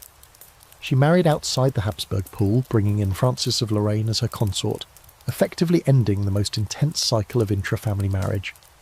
Their union produced 16 children, including Marie Antoinette, marking a brief return to fertility, vitality, and political savvy. But the shadows of the past lingered. The pressure to maintain dynastic integrity was still there, just masked in Enlightenment trappings and powdered wigs. A quirky and symbolic artefact of this shift? In the early 1700s, the Spanish royal court quietly retired the custom of cousin marriage as a preferred arrangement. They didn't abolish it, don't get too excited, but they began actively seeking partners from France, Italy, and those smaller German states. This wasn't reform driven by science, it was driven by trauma. No one wanted but another Charles II. His legacy had become a warning whispered through generations. Even so, traces of the old habits lingered. Bourbon France, for all its modern pretensions, still allowed first-cousin marriages. The British royal family too kept its bloodline looped tighter than it should have. Queen Victoria's children would marry into nearly every major royal house in Europe, including, fatefully, the Romanovs of Russia, spreading haemophilia like a royal calling card. The lesson of the Habsburgs wasn't ignored, well, exactly, but it wasn't fully learned either. And the Habsburg women? The ones who came after Charles? They weren't immune to the old expectations. They were still groomed from birth for marriage markets, still photographed and paraded and whispered about like expensive livestock, but their agency slowly increased. Maria Christina of Austria, for example, was allowed to marry for love, a scandal at the time, and a sign that even the oldest families were beginning to unlace their dynastic corsets, one ribbon at a time. A few decades after Charles's death, portraits of Habsburg women begin to shift. The chins soften, the jaws recede. Whether it's better breeding or better painters, we may never know. But the family face begins to fade from the canvas, replaced by powdered cheeks and lighter frames, the architecture of a new Europe being built with quieter tools. The scholarly debate continues, of course. Was it all about inbreeding? Probably not. The fall of the Spanish Habsburgs was political, economic and military, as much as it was genetic, but genetics gave it a face, one that people could point to, laugh at or pity. The women at the heart of that story were never villains, they were instruments, chosen, trained, married and bred in service of dynasties that couldn't admit they were breaking under their own weight. And here's the final irony. The dynasty that collapsed under inbreeding was also the one that left behind the most haunting images of what power really costs. Not just in battles and borders, but in lives, in miscarriages, in madness, in the crooked smiles of children who couldn't walk, couldn't talk, but were still expected to wear crowns. The real tragedy wasn't just the fall, it was how long it took anyone to say, maybe we should try something different. Next we'll wind down gently, closing the curtains on this sprawling tale, and let your mind drift away from court corridors and cousin marriages towards something a little quieter, a little softer. You've made it. Time to rest. So here you are. 30 sections, one royal bloodline and several centuries of questionable marriage decisions later. You made it through labyrinthine family trees, sagging jawlines, whispered scandals, stillborn heirs and dynasties that tied themselves into genetic knots with lace trim. Honestly, that's impressive, and probably a little concerning, but hey, if you have been lying in bed this whole time, fan humming in the background, trying to decide whether Joanna of Castile was really mad or just had the 1500s version of burnout, then congratulations, you're exactly the kind of night owl this journey was made for. We started with a simple question. How did royal women become the biological architects of Europe's most spectacular dynastic collapses? And it turns out the answer isn't all that simple. Yes, inbreeding played a starring role, but it wasn't the only villain. These women were born into systems built entirely on control Control of bloodlines, control of territory, control of their very bodies. Whether they were crowned queens or married off at 15, their lives were scripted from birth, their destinies sealed by birthright and a family tree that looked more like a spiral staircase. And still, through miscarriages, madness, and the suffocating pressure of court life, they showed up. They ruled, they negotiated treaties, they raised armies, they educated children, and they wrote letters in 10 languages. Their stories aren't just about decline, they're about endurance, about what happens when women are expected to hold empires together with nothing more than diplomacy, piety, and a series of increasingly bad husbands. Now, as the dynastic dust settles, the lights dim behind the velvet curtains, and the smell of beeswax and old paper fades, it's time to drift away. Not into the chaos of royal courts or the weight of too many crowns, but into your own quiet space, away from the twisted thrones and the pressure of pedigree. You don't need to carry this lineage any further. Let your mind go soft. Let the names fade. Maria Anna, Margaret Theresa, Mariana of Austria, all of them slipping away like candle smoke. You're safe. You're warm. And you're definitely not about to marry your cousin. Sweet dreams, time traveller.